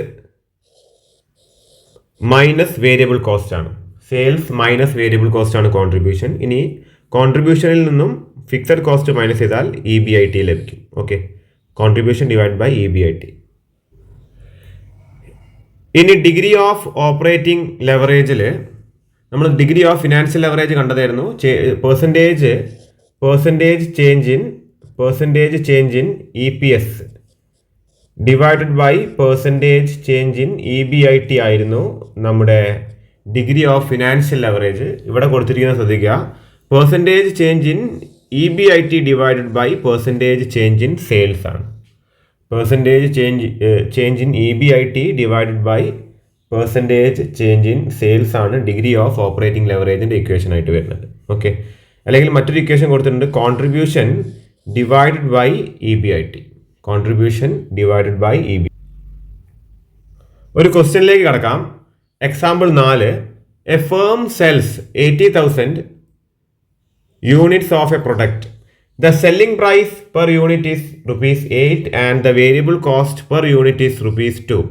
The fixed cost for the year amounts to 3,30,000. Calculate operating leverage and degree of operating leverage if it sells 96,000 unit and 64,000 unit. അതായത് ഒരു സ്ഥാപനം നിലവിൽ 80,000 യൂണിറ്റ് പ്രൊഡക്റ്റ് വിൽക്കുന്നുണ്ട്. അതിന് സെല്ലിംഗ് പ്രൈസ് എന്ന് വെച്ചാൽ 8 രൂപയാണ്. ഒന്നിന് 8 രൂപ വെച്ചിട്ടാണ് വിൽക്കുന്നത്. ഇനി വേരിയബിൾ കോസ്റ്റ് അതിന് 2 വരുന്നത്. ഫിക്സഡ് കോസ്റ്റ് അതിന് 3,30,000 വരുന്നത്. അതിന് യാതൊരു മാറ്റം വരുന്നില്ല. ഇനി ഈ സ്ഥാപനം 96,000 യൂണിറ്റും 64,000 യൂണിറ്റും സാധനങ്ങൾ വിൽക്കുകയാണെങ്കിൽ എത്രയാണ് ഇതിന് നമ്മുടെ ഓപ്പറേറ്റിംഗ് ലെവറേജും അതേപോലെ ഡിഗ്രി ഓഫ് ഓപ്പറേറ്റിംഗ് ലെവറേജും വരുന്നത് എന്നുള്ളതാണ്. അപ്പോൾ നമ്മൾ ഈ 3 കേസിൻ്റെയും, അതായത് 80,000 യൂണിറ്റിൻ്റെയും 96ൻ്റെയും 64,000 യൂണിറ്റിൻ്റെയും ഓപ്പറേറ്റിംഗ് ലെവറേജാണ് നമ്മൾ കണക്കാക്കേണ്ടത്. അപ്പോൾ ആദ്യം തന്നെ ഓരോന്നിൻ്റെയും സെയിൽസിൻ്റെ എമൗണ്ട് എഴുതി വെക്കുക. അപ്പോൾ 8 രൂപയാണ് ഒരു സാധനത്തിന് വെച്ച് വിൽക്കുന്നത്. അപ്പോൾ 8 × 80,000 6,40,000 ആണ് ഇവിടെ വരുന്നത്. 8 × 96,000 7,68,000. 8 × 64,000 5,12,000 രൂപയാണ് സെയിൽസിൽ വരുന്നത്. ഇനി വേരിയബിൾ കോസ്റ്റ് ഓരോന്നിനും മാറുന്നുണ്ട്. വേരിയബിൾ കോസ്റ്റ് 2 രൂപയാണ്. അപ്പോൾ 80,000 യൂണിറ്റ് ആകുമ്പോൾ 1,60,60,000. 80,000 × 2 96,000 യൂണിറ്റ് ആകുമ്പോൾ 1,92,000. 64,000 യൂണിറ്റ് ആകുമ്പോൾ 1,28,000. അപ്പോൾ സെയിൽസിൽ നിന്നും വേരിയബിൾ കോസ്റ്റ് നമ്മൾ മൈനസ് ചെയ്താൽ നമുക്ക് എന്ത് കിട്ടും? നമുക്ക് കോൺട്രിബ്യൂഷൻ ലഭിക്കും. ഓക്കെ, ഓരോന്നിൽ നിന്നും എന്ത് ചെയ്യുക? നമ്മുടെ വേരിയബിൾ കോസ്റ്റ് മൈനസ് ചെയ്യാം. അപ്പോൾ നമുക്ക് കോൺട്രിബ്യൂഷൻ ലഭിക്കും. ഇനി ആ കോൺട്രിബ്യൂഷനിൽ നിന്നും ഫിക്സഡ് കോസ്റ്റ് മൈനസ് ചെയ്താൽ നമുക്ക് earnings before interest and tax കിട്ടും. അപ്പോൾ കോൺട്രിബ്യൂഷൻ നമുക്ക് ഇവിടെ കിട്ടി, നമ്മുടെ ഓപ്പറേറ്റിംഗ് ലെവറേജ് കാണാനുള്ള. ഇനി ഫിക്സഡ് കോസ്റ്റ് മൈനസ് ചെയ്തിട്ട് നെക്സ്റ്റ് പേജാണ്.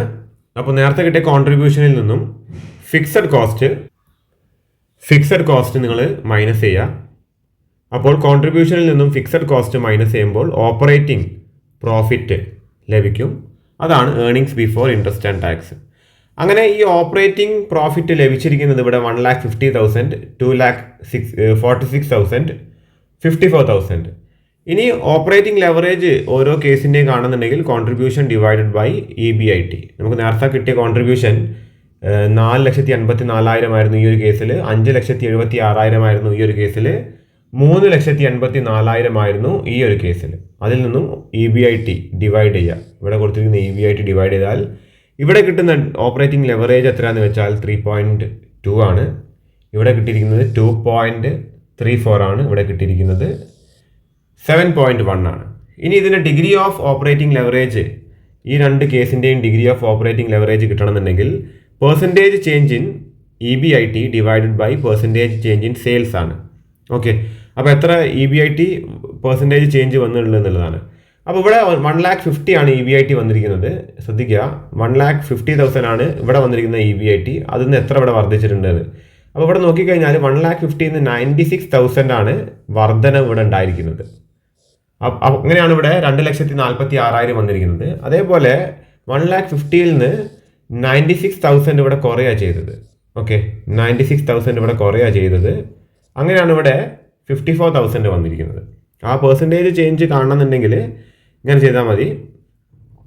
ആദ്യം പെർസെൻറ്റേജ് ചേഞ്ച് കാണുന്നുണ്ടെങ്കിൽ ആദ്യം വന്ന മാറ്റം 96,000 ഇവിടെ ആഡ് ആവുക ചെയ്തത്. ആ 96,000 ഇവിടെ എഴുതി വെക്കുക. ഡിവൈഡ് ബൈ ഇതിൻ്റെ ബേസ് ഇയറിൽ വന്ന എമൗണ്ട് 1,50,000. അതിനെ 100 കൊണ്ട് മൾട്ടിപ്ലൈ ചെയ്താൽ എന്ത് കിട്ടും? പ്ലസ് 64%, 64% കൂടുക ചെയ്തത്. ഇവിടെ മൈനസ് 96,000 ആണ് ഈ ഒരു കേസിൽ വന്നിരിക്കുന്നത് ബേസ് ഇയറിൻ്റെ അടിസ്ഥാനത്തിൽ. ഇതാണ് നമ്മുടെ ബേസ് ഇയർ. ഇതാണ് പിന്നെ അടുത്ത കേസ്. അപ്പോൾ അതിന് മൈനസ് 96 ആണ് വന്നിരിക്കുന്നത്. അതിന് ബേസ് ഇയർത്തെ എമൗണ്ട് വെച്ച് ഡിവൈഡ് ചെയ്തിട്ട് 100 കൊണ്ട് മൾട്ടിപ്ലൈ ചെയ്താൽ പെർസെൻറ്റേജ് ചേഞ്ച് ഇൻ EBIT കിട്ടും. ഇനി അടുത്തത് പെർസെൻറ്റേജ് ചേഞ്ച് ഇൻ സെയിൽസ് ആണ്. അത് നമ്മൾ സെയിൽസിൻ്റെ ആ കഴിഞ്ഞ പേജിൽ. ഓക്കെ, അപ്പോൾ ബേസ് ഇയറിൽ വന്നിരിക്കുന്ന സെയിൽസ് ആണ് 6,40,000. ഇൻക്രീസ് ആയിരിക്കുന്നത് ഇവിടെ 1,28,000 ആണ്. അപ്പോൾ 1,28,000 ഡിവൈഡ് ബൈ 6,40,000 ഇൻറ്റു 100 ചെയ്താൽ ഈ കേസിൽ വന്നിരിക്കുന്ന പെർസെൻറ്റേജ് ചേഞ്ച് ഇൻ സെയിൽസ് കിട്ടും. അതേപോലെ ഇവിടെ 1,28,000 മൈനസ് ആവുക ചെയ്യുന്നത്, -1,28,000. അപ്പോൾ -1,28,000 ഡിവൈഡഡ് ബൈ 6,40,000 ഇൻറ്റു 100 ചെയ്താൽ ഇവിടെ വന്നിരിക്കുന്ന പെർസെൻറ്റേജ് ചേഞ്ചും കിട്ടും. അതാണ് നമ്മുടെ അടുത്ത പേജിൽ കണ്ടത്. അപ്പോൾ നിങ്ങൾ ശ്രദ്ധിക്കുക, പെർസെൻറ്റേജ് ചേഞ്ച് ഇൻ EBIT നമുക്ക് 64 -64 കിട്ടി. ഇനി പെർസെൻറ്റേജ് ചേഞ്ച് ഇൻ സെയിൽസ് നമ്മൾ നേരത്തെ ചെയ്ത മാതിരി കാൽക്കുലേറ്റ് ചെയ്യുമ്പോൾ കിട്ടുന്നത് പോസിറ്റീവ് 20% നെഗറ്റീവ് 20% ആണ്. അപ്പോൾ ഇത് രണ്ട് കേസിൽ നമ്മൾ ഡിവൈഡ് ചെയ്യുമ്പോൾ degree of operating leverage divide ചെയ്യുമ്പോൾ 64 ഡിവൈഡ് ബൈ 20 64 ഡിവൈഡഡ് ബൈ 20 ചെയ്യുമ്പോൾ കിട്ടുന്നത് 3.2 ആണ് രണ്ട് കേസിലും. അത് മൈനസ് ആവട്ടെ പോസിറ്റീവ് ആവട്ടെ. അപ്പോൾ ഇതാണ് degree of operating leverage in both cases. Okay, ഇനി ഇതിന് ഇൻ്റർപ്രിട്ടേഷൻ ജസ്റ്റ് നോക്കാം. ഇൻ്റർപ്രിട്ടേഷൻ ശ്രദ്ധിക്കുക. ഇൻ്റർപ്രിട്ടേഷനിൽ എഴുതിയിരിക്കുന്നത് we can see that 20% increase in sales result in 64% increase in profit. On the other hand degree of 20% decrease in sales decreases 64%. Okay, അപ്പോൾ ഇത് favourable leverage ആണ്, ഇത് അൺഫേവറബിൾ ആണ്. ഇത് ഫേവറബിൾ ആണ്, ഇത് അൺഫേവറബിൾ ആണ് സെക്കൻഡ് കേസ്. ഓക്കെ, അത് കഴിഞ്ഞിട്ട് താഴെ ശ്രദ്ധിക്കുക നിങ്ങൾ. If the degree of operating leverage is greater than 1 it is a favorable situation. If it is equal to 1 it is a situation of not profit or no loss. അതായത് ഈ degree ഒന്നിൽ കൂടുകയാണെങ്കിൽ എന്താണ്, അത് ഫേവറബിൾ ആണ്. Okay, ഇനി വേറൊരു കാര്യം കൂടി ശ്രദ്ധിക്കുക. Higher the operating leverage greater would be the risk. നമ്മുടെ ഫിനാൻഷ്യൽ ലിവറേജ് പോലെ തന്നെ ഈ പറയുന്ന ഓപ്പറേറ്റിംഗ് ലിവറേജും വർധനവ് തോത് കൂടിക്കഴിഞ്ഞാൽ അത് റിസ്ക് വർദ്ധിപ്പിക്കും എന്നുള്ളതാണ്. ഓക്കെ, ഫിനാൻഷ്യൽ ലിവറേജും ഓപ്പറേറ്റിംഗ് ലിവറേജും റിസ്ക് വർദ്ധിപ്പിക്കും എന്നുള്ളതാണ്. ഓക്കെ, ഇനി അടുത്തത് importance or utility of operating leverage. Operating ലിവറേജിൻ്റെ ഇമ്പോർട്ടൻസ് അല്ലെങ്കിൽ യൂട്ടിലിറ്റി എന്താണ് എന്നുള്ളതാണ്. അതിൽ ഫസ്റ്റ് പോയിന്റ് ശ്രദ്ധിക്കുക, അത് പ്രോഫിറ്റ് പ്ലാനിങ്ങിന് സഹായിക്കും. നമ്മുടെ ഫിനാൻഷ്യൽ ലെവറേജിലും കണ്ടതാണ് ഈ ഒരു ഇമ്പോർട്ടൻസ് എന്താണ്, അത് പ്രോഫിറ്റ് പ്ലാനിങ്ങിൽ സഹായിക്കും എന്നുള്ളത്. അതേ ഇമ്പോർട്ടൻസ് ഓപ്പറേറ്റിംഗ് ലെവറേജിനുണ്ട്, അത് പ്രോഫിറ്റ് പ്ലാനിങ്ങിന് സഹായിക്കും. ഓക്കെ, അപ്പോൾ ഈ പോയിന്റ് രണ്ട് ലെവറേജും ഷെയർ ചെയ്യുന്നുണ്ട് അതിൻ്റെ ഇമ്പോർട്ടൻസിൽ. Okay, it increases or it helps to plan future profit. Okay, അടുത്ത പോയിന്റ് ക്യാപിറ്റൽ സ്ട്രക്ചർ പ്ലാനിങ്ങിൽ സഹായിക്കും. ഓപ്പറേറ്റിംഗ് ലെവറേജ് ക്യാപിറ്റൽ സ്ട്രക്ചർ പ്ലാനിങ്ങിൽ സഹായിക്കും. ഈ പോയിന്റ് നമ്മൾ ഫിനാൻഷ്യൽ ലെവറേജിൻ്റെ ഇമ്പോർട്ടൻസിൽ കണ്ടതാണ്. മൂന്നാമത്തെ പോയിന്റ് റിസ്ക് അനാലിസിസിന് എന്താണ് ഇത് സഹായിക്കും. അപ്പോൾ ഈ ഒരു പോയിന്റ് നമ്മൾ അതിൽ കണ്ടതാണ്. അപ്പോൾ ഫിനാൻഷ്യൽ ലെവറേജിൻ്റെ ഓൾമോസ്റ്റ് എല്ലാ ഇമ്പോർട്ടൻസും ഓപ്പറേറ്റിംഗ് ലെവറേജിനും വരുന്നുണ്ട്. ഓക്കെ, അപ്പോൾ പഠിക്കുമ്പോൾ നിങ്ങൾ അതൊന്നും മൈൻഡിൽ വെക്കുക. അപ്പോൾ അത് എളുപ്പമാവും നിങ്ങൾക്ക്. ഇപ്പോൾ രണ്ടിൻ്റെ ഇപ്പോൾ ഫിനാൻഷ്യൽ ലെവറേജ് നിങ്ങൾ പഠിച്ചു പോയിട്ട് ഓപ്പറേറ്റിംഗ് ചോദിക്കുന്ന നേരത്ത് നമ്മൾ പേടിച്ചു പോകണ്ട. അതിൽ പഠിച്ചിരിക്കുന്ന ഇമ്പോർട്ടൻസ് ഏകദേശം ഇതിൽ വരുന്നുണ്ട്, ഓപ്പറേറ്റിംഗ് ലെവറേജിലും വരുന്നുണ്ട്. ഓക്കെ, ഇനി relationship between operating leverage and financial leverage ആണ് ചോദിക്കുന്നത്. ഇവിടെ നിങ്ങൾ ശ്രദ്ധിക്കുക, there is a close relationship between operating leverage and financial leverage. Both operating leverage and financial leverage emerge from more or less the same reason. രണ്ടും ഏകദേശം ഒരേ റീസണിൽ നിന്ന് തന്നെയാണ് ഉണ്ടാകുന്നത്. So there is a deep relationship between operating leverage and financial leverage. Operating leverage arises when the firm has fixed cost, while financial leverage arises when the firm has fixed financial charge. Okay, fixed financial charge ആണ് financial leverage നമ്മൾ നോക്കുമ്പോൾ എടുക്കുന്നത്. Operating leverage നമ്മൾ fixed cost ആണ് മെയിനായിട്ടും എടുക്കുന്നത്. Okay, അപ്പോൾ അതിൻ്റെ റിലേഷൻഷിപ്പ് കാണണമെങ്കിൽ ദർ ആർ ഡിഫറൻസസ് ബിറ്റ്വീൻ കൊടുത്തിട്ടുണ്ട്. ഓക്കെ, ചില വ്യത്യാസങ്ങൾ ഇവർ തമ്മിലുണ്ട്. അപ്പോൾ അതൊന്ന് നിങ്ങൾ നോട്ട് ചെയ്ത് വെക്കുക. അത് ചോദിക്കാൻ ചാൻസ് ഉണ്ട്. ഓപ്പറേറ്റിംഗ് ലെവറേജും ഫിനാൻഷ്യൽ ലെവറേജും തമ്മിലുള്ള ഡിഫറൻസ് അത് 6 മാർക്കിന് ചോദിക്കാൻ ചാൻസ് ഉണ്ട്. അപ്പോൾ ഇവിടെ ആദ്യം ഓപ്പറേറ്റിംഗ് ലെവറേജ് ആണ് എഴുതിയിരിക്കുന്നത്, ഇവിടെ ഫിനാൻഷ്യൽ ലെവറേജ് ആണ് എഴുതിയിരിക്കുന്നത്. ഓപ്പറേറ്റിംഗ് ലിവറേജിൽ എന്താ എഴുതിയിരിക്കുന്നത് നോക്കാം. It magnifies the effect of change in sales to volume of operating profit. Change in sales എങ്ങനെയാണ് ഓപ്പറേറ്റിംഗ് പ്രോഫിറ്റിനെ ബാധിക്കുന്നത് എന്നാണ് നമ്മൾ ഓപ്പറേറ്റിംഗ് ലെവറേജിൽ നോക്കുന്നത്. ഫിനാൻഷ്യൽ ലെവറേജ് നോക്കുന്നത് it magnifies the effect of change in operating profit. Operating പ്രോഫിറ്റിലാണ് നോക്കുന്നത്, ഓൺ EPS ആണ്. Okay, degree of operating leverage and degree of financial leverage നിങ്ങൾ നോക്കിയാൽ നിങ്ങൾക്കത് വ്യക്തമാകും. നെക്സ്റ്റ് പറയുന്നത് it establishes a relationship between operating profit and sales. Operating പ്രോഫിറ്റും സെയിൽസും തമ്മിലൊരു ബന്ധമാണ് ഇവിടെ ഓപ്പറേറ്റിംഗ് ലെവറേജിൽ എസ്റ്റാബ്ലിഷ് ചെയ്യുന്നത്. ഇവിടെ എന്താ പറയുന്നത്, it establishes relationship between operating profit and return on equity. EPS ആയിട്ടാണ് റിലേഷൻഷിപ്പ് ഉള്ളത്. ഓപ്പറേറ്റിംഗ് പ്രോഫിറ്റ് ഇവിടെ റിട്ടേൺ ഓൺ ഇക്വിറ്റി ആണ്, ഇവിടെ ഓപ്പറേറ്റിംഗ് പ്രോഫിറ്റും സെയിൽസും ആണ് ഓപ്പറേറ്റിംഗ് ലെവറേജിൽ. മൂന്നാമത്തെ point it relates to the asset side of balance sheet. ഇത് ബാലൻസ് ഷീറ്റിൻ്റെ അസറ്റ് സൈഡിലാണ് റിലേറ്റ് ചെയ്യുന്നത്, ഇത് റിലേറ്റ് ചെയ്യുന്നത് ലയബിലിറ്റി സൈഡിലാണ്. ഓക്കെ, നോട്ട് ചെയ്യേണ്ട പോയിന്റ്സ് ആണ് ഇതൊക്കെ. ഇത് ലയബിലിറ്റി സൈഡിലാണ് ഫിനാൻഷ്യൽ ലെവറേജ്, ഇത് അസറ്റ് സൈഡിലാണ്. ഇത് EBIT ആണ് ഇൻഫ്ലുവൻസ് ചെയ്യുന്നത്, ഇത് ഏർണിങ്സ് ആഫ്റ്റർ ടാക്സ് EAT ആണ് ഇത് എഫക്റ്റ് ചെയ്യുന്നത്. ഇനി അഞ്ചാമത്തെ point it is concerned with investment decision. ഇത് ഇൻവെസ്റ്റ്മെന്റ് ഡിസിഷനായിട്ട് കൺസേൺഡ് ആണ്, ഇത് ഫിനാൻസിങ് ഡിസിഷനുമായിട്ട് കൺസേൺഡ് ആണ്. ആറാമത്തെ പോയിന്റ് ഇത് ഫസ്റ്റ് സ്റ്റേജ് ലിവറേജ് ആണ്, ഇത് സെക്കൻഡ് സ്റ്റേജ് ലിവറേജ് ആണ്. ലാസ്റ്റ് പോയിന്റ് ശ്രദ്ധിക്കുക, it explains the business risk of the firm. ഇത് ബിസിനസ് റിസ്കിനാണ് ഇത് എക്സ്പ്ലെയിൻ ചെയ്യുന്നത്, ഇത് ഫിനാൻഷ്യൽ റിസ്കിനാണ് എക്സ്പ്ലെയിൻ ചെയ്യുന്നത്. ഓക്കെ, അപ്പോൾ ഇതൊക്കെയാണ് ഓപ്പറേറ്റിംഗ് ലിവറേജും ഫിനാൻഷ്യൽ ലിവറേജും തമ്മിലുള്ള differences. Okay, there is a deep relationship between them as well as there is some differences between operating leverage and financial leverage. Next type of leverage is combined leverage or composite leverage. അതായത് financial ലിവറേജിൻ്റെ operating ലിവറേജിൻ്റെ ഒരു കോമ്പിനേഷനാണ് ശരിക്കും പറയുകയാണെങ്കിൽ combined leverage. അപ്പോൾ എന്താ അവിടെ എഴുതിയിരിക്കുന്നത്, operating leverage business risk എന്താണ് കാൽക്കുലേറ്റ് ചെയ്യുന്നു, financial leverage financial risk calculate ചെയ്യുന്നു. ഇറ്റ് മെഷേഴ്സ് അല്ലേ, ഇതിൻ്റെ കാര്യങ്ങളാണ് ഇവിടെ പറഞ്ഞത്. അപ്പോൾ കമ്പൈൻഡ് ലിവറേജ് എന്താണ്, അത് ഫേമിൻ്റെ ഫിനാൻഷ്യൽ സ്ട്രെങ്ത് ആണ് മെഷർ ചെയ്യുന്നത്. Operating leverage is measuring the business risk of A firm.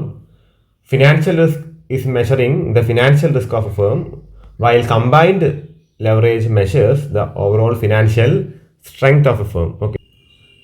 അപ്പോൾ ഇതിന് മീനിങ് ഇവിടെ കൃത്യമായിട്ട് കൊടുത്തിട്ടുണ്ട്. എന്താണ് കമ്പൈൻഡ് ലെവറേജ് എന്ന് ക്വസ്റ്റ്യൻ ചോദിക്കുകയാണെങ്കിൽ ഈ ഒരു മീനിങ് എടുത്ത് എഴുതുക. Combined leverage refers to the combination of operating leverage and financial leverage. It is the relationship between contribution and taxable income. കോൺട്രിബ്യൂഷനും ടാക്സബിൾ ഇൻകവും തമ്മിലുള്ള റിലേഷൻഷിപ്പാണ് എന്തിൽ വരുന്നത്, കമ്പൈൻഡ് ലെവറേജിൽ വരുന്നത്. It is also known as total or overall leverage. Okay, ഈ ഒരു മീനിങ് ബൈ ഹാർട്ട് പഠിക്കുക. Relationship between contribution and taxable income, contribution and EBT ആണ് കമ്പൈൻഡ് ലെവറേജിൽ വരുന്ന എന്ത് relating factors. Okay, it is A contribution combination of operating and financial leverage. ഇനി എങ്ങനെ ഇത് കമ്പ്യൂട്ട് ചെയ്യാം, since it is A combination of operating leverage and financial leverage, രണ്ടും കൂടി മൾട്ടിപ്ലൈ ചെയ്താൽ നമുക്ക് എന്ത് കിട്ടും, കമ്പൈൻഡ് ലെവറേജ് കിട്ടും. ഓക്കെ, ഓപ്പറേറ്റിംഗ് ലെവറേജും ഫിനാൻഷ്യൽ ലെവറേജും കൂടി മൾട്ടിപ്ലൈ ചെയ്താൽ നമുക്ക് എന്ത് ലഭിക്കും, കമ്പൈൻഡ് ലെവറേജ് ലഭിക്കും. സോ ഇഫ് ഈ മൾട്ടിപ്ലൈ, ഇത് എന്താണ് കോൺട്രിബ്യൂഷൻ ബൈ EBIT, അതെന്താ വരുന്നത്, ഇത് ഓപ്പറേറ്റിംഗ് ലെവറേജിൻ്റെ ഇക്വേഷനാണ് ഇത് വരുന്നത്. ഇത് ഫിനാൻഷ്യൽ ലെവറേജിൻ്റെ ഇക്വേഷനാണ് ഇവിടെ കൊടുത്തിരിക്കുന്നത്. EBIT divided by EBT. Okay, EBIT divide by EBT is the equation for financial leverage and contribution divided by EBIT is the equation for operating leverage. അപ്പോൾ ഇത് രണ്ടും കൂടി മൾട്ടിപ്ലൈ ചെയ്യുമ്പോൾ EBIT വിൽ ബി എന്താണ്, strike off അല്ലേ, EBIT നമുക്ക് വെട്ടിക്കളയാൻ പറ്റും. അപ്പോൾ കോൺട്രിബ്യൂഷൻ ഡിവൈഡഡ് ബൈ EBT ആണ് കമ്പൈൻഡ് ലിവറേജിൻ്റെ ഇക്വേഷനായിട്ട് വരുന്നത്. Contribution divided by EBT. Okay, നമ്മൾ ബൈ ഹാർട്ട് പഠിക്കേണ്ടത് ഓപ്പറേറ്റിംഗ് ആൻഡ് ഫിനാൻസിങ് ആണ്. അതിൽ നിന്ന് നമ്മൾ മൾട്ടിപ്ലൈ ചെയ്യുമ്പോൾ EBIT വെട്ടിപ്പോവും. അപ്പോൾ നമുക്ക് എന്ത് കിട്ടും, നമുക്ക് നമ്മുടെ കമ്പൈൻഡ് ലെവറേജ് കിട്ടും. ഇനി ഡിഗ്രി ഓഫ് കമ്പൈൻഡ് ലെവറേജ് വരുന്നത് ശ്രദ്ധിക്കുക. ഡിഗ്രി ഓഫ് കമ്പൈൻഡ് ലെവറേജ് ഇവിടെ കൊടുത്തിരിക്കുന്നത് ശ്രദ്ധിക്കുക. Degree of combined leverage can be calculated by multiplying degree of operating leverage into degree of financial leverage. Okay, ഇതാണ് ഇക്വേഷൻ വരുന്നത്. അപ്പോൾ നമുക്കറിയാം ഡിഗ്രി ഓഫ് ഓപ്പറേറ്റിംഗ് ലെവറേജ് എന്തായിരുന്നു, percentage change in EBIT divided by percentage change in sales ആയിരുന്നു. Degree of financial ലെവറേജിൽ percentage change in EPS divide by percentage change in EBIT ആയിരുന്നു. ഇവിടെയും നമുക്ക് പെർസെൻറ്റേജ് ചേഞ്ച് ഇൻ EBIT വെട്ടിപ്പോവും. അപ്പോൾ percentage change in EPS divide by percentage change in sales ആണ് degree of combined ലെവറേജിൽ വരുന്നത്. ഓക്കെ, അപ്പോൾ രണ്ടും കൂടി മൾട്ടിപ്ലൈ ചെയ്താൽ മതി. നിങ്ങൾ ബൈ ഹാർട്ട് പഠിക്കേണ്ടത് ഇതാണ്. ഇത് ഡിഗ്രി ഓഫ് ഓപ്പറേറ്റിംഗ് ലെവറേജ് ആണ് percentage change in EBIT divide by percentage change in sales. ഇവിടെ percentage change in EPS divide by percentage change in EBIT. ഇതാണ് degree of financial leverage. Okay, അപ്പോൾ നമുക്ക് ഇത് വെട്ടിക്കളഞ്ഞാൽ, ഇത് രണ്ട് വെട്ടിക്കളഞ്ഞാൽ നമുക്ക് എന്ത് കിട്ടും? ഇത് കിട്ടും. ഓക്കെ, ഇനി ക്വസ്റ്റ്യനിലേക്ക് കടക്കാം. ക്വസ്റ്റ്യൻ ശ്രദ്ധിക്കാം. എക്സാമ്പിൾ 5 ശ്രദ്ധിക്കുക. A company has a sale of ₹2 lakh. കമ്പനിക്ക് 2 ലക്ഷം സെയിൽ ഉണ്ട്. ദ വേരിയബിൾ കോസ്റ്റ് എത്ര വരുന്നതെന്ന് വെച്ചാൽ 40% ഓൺ സെയിൽസ് ആണ് വേരിയബിൾ കോസ്റ്റ് വരുന്നത്. വൈൽ ഫിക്സ്ഡ് ഓപ്പറേറ്റിംഗ് കോസ്റ്റ് വരുന്നത് 60,000 ആണ്. Variable cost 40%, fixed operating cost ആയിട്ട് 60,000 രൂപയാണ് വരുന്നത്. The amount of interest on long term ഡെപ്റ്റ് വരുന്നത് 20,000 രൂപയാണ്. ഇൻട്രസ്റ്റ് വരുന്നത് 20,000 രൂപയാണ്. Calculate combined leverage and illustrate its impact on sales if sales is increased by 5%. Sales 5% കൂടുകയാണെങ്കിൽ എങ്ങനെയാണ് അതിനെ മാറ്റുന്നത് എന്നുള്ളതും.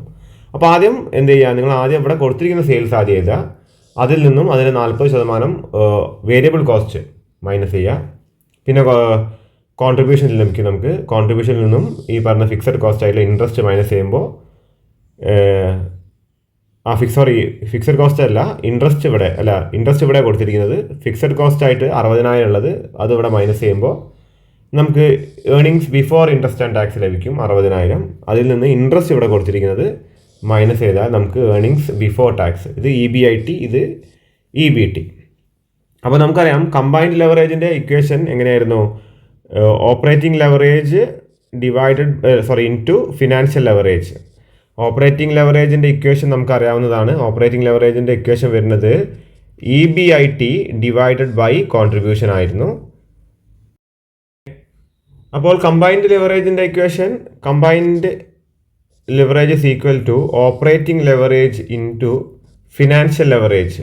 ഓപ്പറേറ്റിംഗ് ലെവറേജിൻ്റെ ഇക്വേഷൻ വരുന്നത് contribution divided by EBIT. Financial ലെവറേജിൻ്റെ ഇക്വേഷൻ വരുന്നത് EBIT ഡിവൈഡഡ് ബൈ EBT. അപ്പോൾ നമ്മളിത് രണ്ട് വെട്ടിക്കളഞ്ഞാൽ കോൺട്രിബ്യൂഷൻ ഡിവൈഡഡ് ബൈ EBT ആണ് നമ്മുടെ കമ്പൈൻഡ് ലെവറേജ്. അപ്പോൾ കോൺട്രിബ്യൂഷൻ നമുക്ക് ഇവിടെ നേരത്തെ കിട്ടി 1,20,000, EBT നമുക്കിവിടെ കിട്ടി 40,000. അപ്പോൾ 1,20,000 ഇവിടെ കൊടുത്തിരിക്കുന്നത് ശ്രദ്ധിക്കുക. ഇതാണ് ഇക്വേഷൻ കൊടുത്തിരിക്കുന്നത്. ഇവിടെ ഇത് രണ്ടും ഡിവൈഡ് ചെയ്യുമ്പോൾ കിട്ടുന്നത് 3 ആണ്. ഓക്കെ, അപ്പോൾ കമ്പൈൻഡ് ലെവറേജായി കിട്ടുന്നത് 3 ആണ്. ശ്രദ്ധിക്കുക. അത് കഴിഞ്ഞിട്ട് കമ്പൈൻഡ് ലെവറേജ് ഇനിയിപ്പോൾ നമ്മുടെ സെയിൽസ് 5% കൂടുകയാണെങ്കിൽ, എങ്ങനെയാണ് കമ്പൈൻഡ് ലെവറേജിനെ അത് ബാധിക്കുക എന്നുള്ളതാണ് മറ്റൊരു പ്രോബ്ലം ക്വസ്റ്റ്യനിലുള്ളത്. അപ്പോൾ സെയിൽസ് 5% കൂടുകയാണെങ്കിൽ എങ്ങനെയാണ് കമ്പൈൻഡ് ലെവറേജിനെ ബാധിക്കുക എന്നുള്ളതായിരുന്നു നെക്സ്റ്റ് പ്രോബ്ലം ക്വസ്റ്റ്യൻ ഉണ്ടായിരുന്നത്. അപ്പോൾ സെയിൽസ് 2 ലക്ഷമായിരുന്നു. അപ്പോൾ 2 ലക്ഷത്തിൻ്റെ 5% വർദ്ധിക്കുക എന്ന് പറയുമ്പോൾ ഒരു 10,000 കൂടി വർദ്ധിക്കും. ഓക്കെ അല്ലേ? 2 ലക്ഷത്തിൻ്റെ 5% 10,000 ആണ്. അപ്പോൾ സെയിൽസ് എന്താവും? 2,10,000 ആവും. 2 ലക്ഷത്തിന് കൂടെ 10,000 കൂടി കൂടും. അങ്ങനെ 2,10,000 രൂപയാവും. അപ്പോൾ അതിനനുസരിച്ച് വേരിയബിൾ കോസ്റ്റും കൂടും. 80,000 ഉണ്ടായിരുന്നത് എന്താവും? 84,000 രൂപയാവും. അപ്പോൾ കോൺട്രിബ്യൂഷൻ 1,26,000 രൂപയായി. കാര്യം ഇതിൽ നിന്നും ഈ പറയുന്ന വേരിയബിൾ കോസ്റ്റ് മൈനസ് ചെയ്യുമ്പോൾ 1,26,000 രൂപ കോൺട്രിബ്യൂഷൻ വന്നു. ബാക്കിയുള്ള ഫിക്സഡ് കോസ്റ്റ് ക്വസ്റ്റ്യനിൽ കൊടുത്ത അതേ സാധനം തന്നെ, അതിന് മാറ്റമില്ല, 60,000 രൂപയാണ്. അപ്പോൾ നമുക്ക് earnings before interest and tax ലഭിക്കും. അത് 66,000 ആണ്. ഇനി ഇൻട്രസ്റ്റ്, അതിൽ നിന്നും ഇൻട്രസ്റ്റിന് മാറ്റമില്ല. ഇൻട്രസ്റ്റ് മൈനസ് ചെയ്ത് കഴിഞ്ഞാൽ 20,000 മൈനസ് ചെയ്താൽ ഏർണിങ്സ് ബിഫോർ ടാക്സ് 46,000 രൂപയാകും. ഓക്കെ, ഇനി ഇത് തമ്മിലുള്ള ഡിവൈഡ് ചെയ്യുമ്പോൾ, അതായത് contribution divided by EBT, contribution divided by EBT ചെയ്യുന്ന നേരത്തെ കിട്ടും. അങ്ങനെ ഈ ഒരു കേസിൽ കമ്പൈൻഡ് ലെവറേജ് എത്ര വരുന്നു വെച്ചാൽ ഇവിടെ കൊടുത്തിരിക്കുന്ന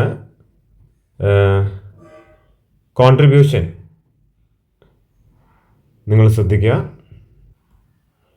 കോൺട്രിബ്യൂഷൻ ഇവിടെ വന്നിരിക്കുന്നത് 1,26,000 ആണ്. അപ്പോൾ 1,26,000 ഡിവൈഡഡ് ബൈ ഇവിടെ കൊടുത്തിരിക്കുന്ന ഏർണിങ്സ് ബിഫോർ ടാക്സ് 46,000. അപ്പോൾ ഇവിടെ വന്നിരിക്കുന്നത് 2.7 ആണ് വരിക. ഓക്കെ, അതാണ് ഇവിടെ വരിക. ഇനി ഇവിടെ ശ്രദ്ധിക്കുക നിങ്ങൾ. അപ്പോൾ എങ്ങനെയാണ് ഇവിടെ പ്രോഫിറ്റിൽ മാറ്റം വരുന്നത് എന്നുള്ളതാണ്. ആദ്യം 40,000 ആയിരുന്നു, പിന്നെ 46,000 ആയി. അപ്പോൾ അതിവിടെ എഴുതുക 46,000 മൈനസ് 40,000 6,000 ബേസ് പ്രോഫിറ്റ് എഴുതുക. അപ്പോൾ 15% വർധന ഉണ്ടാകുന്നത്. നമ്മുടെ സെയിൽസിൽ ഒരു 5% വർധന ഉണ്ടായി കഴിഞ്ഞാൽ പ്രോഫിറ്റിൽ 15% വർധനമാണ് ഉണ്ടായത്. From the above, it is clear that 5% increase in sales has resulted in 15% increase in earnings before tax. That is equal to 1% increase in sales brings 3% increase in EBT. Okay, നമ്മൾ ആദ്യം തന്നെ കണ്ടതാണ് നമ്മുടെ കമ്പൈൻഡ് ലെവറേജ് 3% എന്നുള്ളത് നമ്മൾ ആദ്യം തന്നെ കണ്ടതാണ്. അപ്പോൾ അത് 1% കൂടിയാൽ 3% കൂടും. കാര്യം ഇവിടെ 5% കൂടിയപ്പോൾ എന്തായി, സെയിൽസ് 5% കൂടിയപ്പോൾ 15% പ്രോഫിറ്റ് ഇൻക്രീസ് ആയി. ഇനി സെയിൽസ് 10% കൂടുകയാണെങ്കിൽ 30% പ്രോഫിറ്റ് ഇൻക്രീസ് ആവും. ഓക്കെ, അപ്പോൾ അതായത് ഒരു കമ്പനിയുടെ ഫിനാൻഷ്യൽ സ്ട്രെങ്ത്തിനെ സൂചിപ്പിക്കുന്നതാണ് കമ്പൈൻഡ് ലെവറേജ്. ഓക്കെ, ഇനി അടുത്ത ഹെഡിങ് നിങ്ങൾ ശ്രദ്ധിക്കുക, sources of long term finance. Sources of long term finance essay ആയിട്ട് ചോദിക്കാൻ ചാൻസ് ഉള്ള ഒരു ക്വസ്റ്റ്യൻ ആണ്, ശ്രദ്ധിക്കുക. Long term source include equity share, preference share, ഡെപ്റ്റ്, long term loan from financial institutions. അതായത് ദീർഘകാലത്തേക്ക് 1 വർഷത്തിൽ കൂടുതൽ മെച്യൂരിറ്റി ഉള്ള സോഴ്സസ് ഓഫ് ഫിനാൻസ് ആണ്. അത് ഇക്വിറ്റി ഷെയർ ഉണ്ട്, പ്രിഫറൻസ് ഷെയർ ഉണ്ട്, ഡിബഞ്ചേഴ്സ് അല്ലെങ്കിൽ ഡെപ്റ്റ് ഇൻസ്ട്രുമെൻറ്റ്സ് ഉണ്ട്, അല്ലാന്നുണ്ടെങ്കിൽ ടേം ലോൺസ് ഫ്രം ഇൻസ്റ്റിറ്റ്യൂഷൻസ് ഉണ്ട്. Okay, long term sources are used for financing the capital cost of the project. Okay, അതായത് ക്യാപിറ്റലിന് വേണ്ടി ഫിനാൻസ് ചെയ്യാൻ വേണ്ടി ലോങ് ടേം സോഴ്സ് എടുക്കുന്നത്. Thus it is better to raise capital from 2 or more sources. ഒന്നിലധികം സോഴ്സിൽ നിന്നും ക്യാപിറ്റൽ റേസ് ചെയ്യുന്നതാണ് നല്ലത്. The technique of raising capital from multiple sources is known as layered financing. എന്താണ് ലെയേർഡ് ഫിനാൻസിങ് എന്ന് ചോദിക്കാൻ chance ഉണ്ട്. The technique of raising capital from multiple sources is known as layered financing. Okay, 3 മാർക്കിന് ചോദിക്കാൻ chance ഉണ്ട്, note ചെയ്ത് വെച്ചേക്കുക. The important source or means of long term finance may be briefly discussed as follows. അപ്പോൾ താഴെയുള്ള സോഴ്സുകൾ കൊടുത്തിട്ടുണ്ട്. ആദ്യം ഷെയർ ക്യാപിറ്റലാണ്. നമുക്കറിയാം ഷെയർ ക്യാപിറ്റൽ 2 തരമുള്ളത്. One is equity share capital and one is preference share capital. ആദ്യം ഇക്വിറ്റി ഷെയർ ക്യാപിറ്റലാണ് ഇവിടെ കൊടുത്തിരിക്കുന്നത്. Equity capital represents the contribution made by equity share holders. അതായത് ഇക്വിറ്റി ഷെയർ ഹോൾഡേഴ്സ് കൊടുത്തിരിക്കുന്ന കോൺട്രിബ്യൂഷൻ ആണ് equity share capital. Mainly they are owners of the company. They are the owners of the business. Their dividend is not fixed. The equity dividend depends on the profitability and investment policy of an organisation. അപ്പോൾ ഇക്വിറ്റിയുടെ dividend കമ്പനിയുടെ പ്രോഫിറ്റബിലിറ്റിയും അതേമാതിരി company എത്രമാത്രം invest ചെയ്യാൻ ആഗ്രഹിക്കുന്നുണ്ട് എന്നുള്ളതിനെ അടിസ്ഥാനപ്പെടുത്തിയിട്ടാണ് അത് നിശ്ചയിക്കപ്പെടുന്നത്. If company is willing to invest more of its profit in more business then the dividend will be less. Dividend കൊടുക്കുന്നത് കുറയും. കാര്യം കമ്പനി കൂടുതൽ റിട്ടേൺ ഏർണിങ്സ് എടുത്ത് വെക്കും. ആ റിട്ടേൺ ഏർണിങ്സ് കമ്പനി കൂടുതൽ ഇൻവെസ്റ്റ് ചെയ്യും. ഇനി അത് അത്രയും കമ്പനി ചെയ്യാൻ ആഗ്രഹിക്കുന്നില്ലെങ്കിൽ കൂടുതൽ പ്രോഫിറ്റ് എന്താണ് ഇവർക്ക് ഡിവിഡൻഡായിട്ട് കൊടുക്കും. ഇനി കമ്പനി കൂടുതൽ പ്രോഫിറ്റ് നേടുന്ന കമ്പനി ആണെങ്കിൽ എന്താണ് എന്തായാലും ഒരു നിശ്ചിത എമൗണ്ട് കൂടുതലായിട്ട് ഡിവിഡൻഡ് ഇക്വിറ്റി ഷെയർ ഹോൾഡേഴ്സിന് ലഭിക്കും. അപ്പോൾ അതാണ് നമ്മൾ ഇക്വിറ്റി ഷെയർ ക്യാപിറ്റൽ പഠിക്കുന്നത്. സെക്കൻഡ് സെം മുതൽ നമ്മളത് പഠിക്കുന്നുണ്ട് ഇക്വിറ്റി ഷെയർ ക്യാപിറ്റലിനെ കുറിച്ചിട്ട്. ഓക്കെ, അപ്പോൾ അത് നോക്കി വെക്കുക.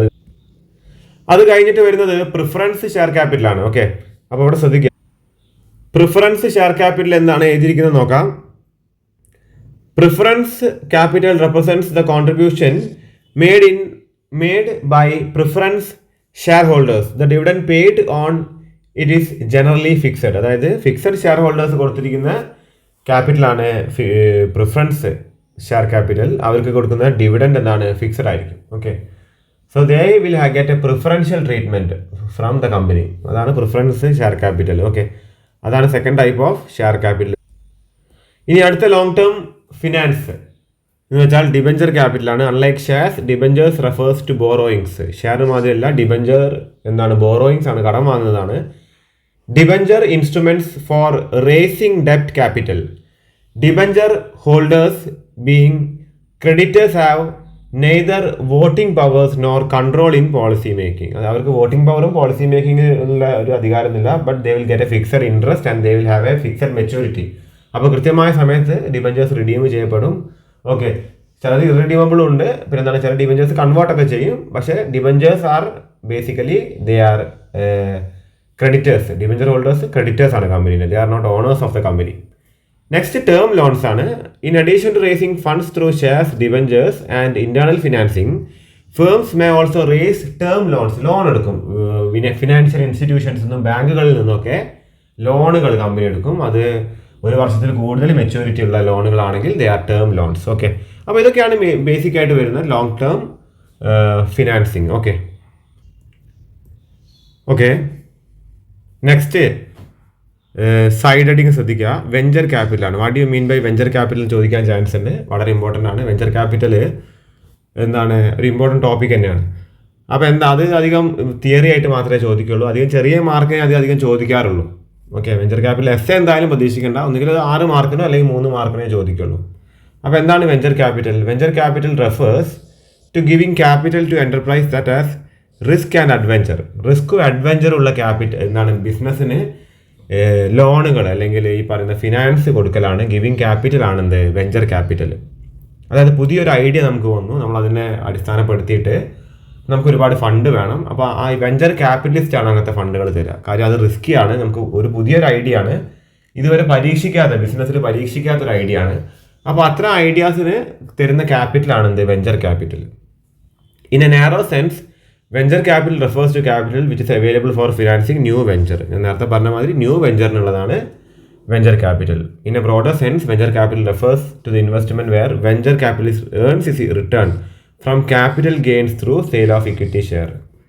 അപ്പോൾ അതായത് ഒരു പുതിയൊരു സ്ഥാപനം നമുക്ക് തുടങ്ങണം. അപ്പോൾ അതിന് ഇക്വിറ്റി ഷെയറുകളിൽ അധികം ആര് വാങ്ങും? ഈ വെഞ്ചർ ക്യാപിറ്റലിസ്റ്റ് വാങ്ങും. അങ്ങനെ നമുക്ക് ക്യാപിറ്റൽ ലഭിക്കും. ഈ ഷെയറുകൾ അധികം ഈ വെഞ്ചർ ക്യാപിറ്റലിസ്റ്റ് വാങ്ങും.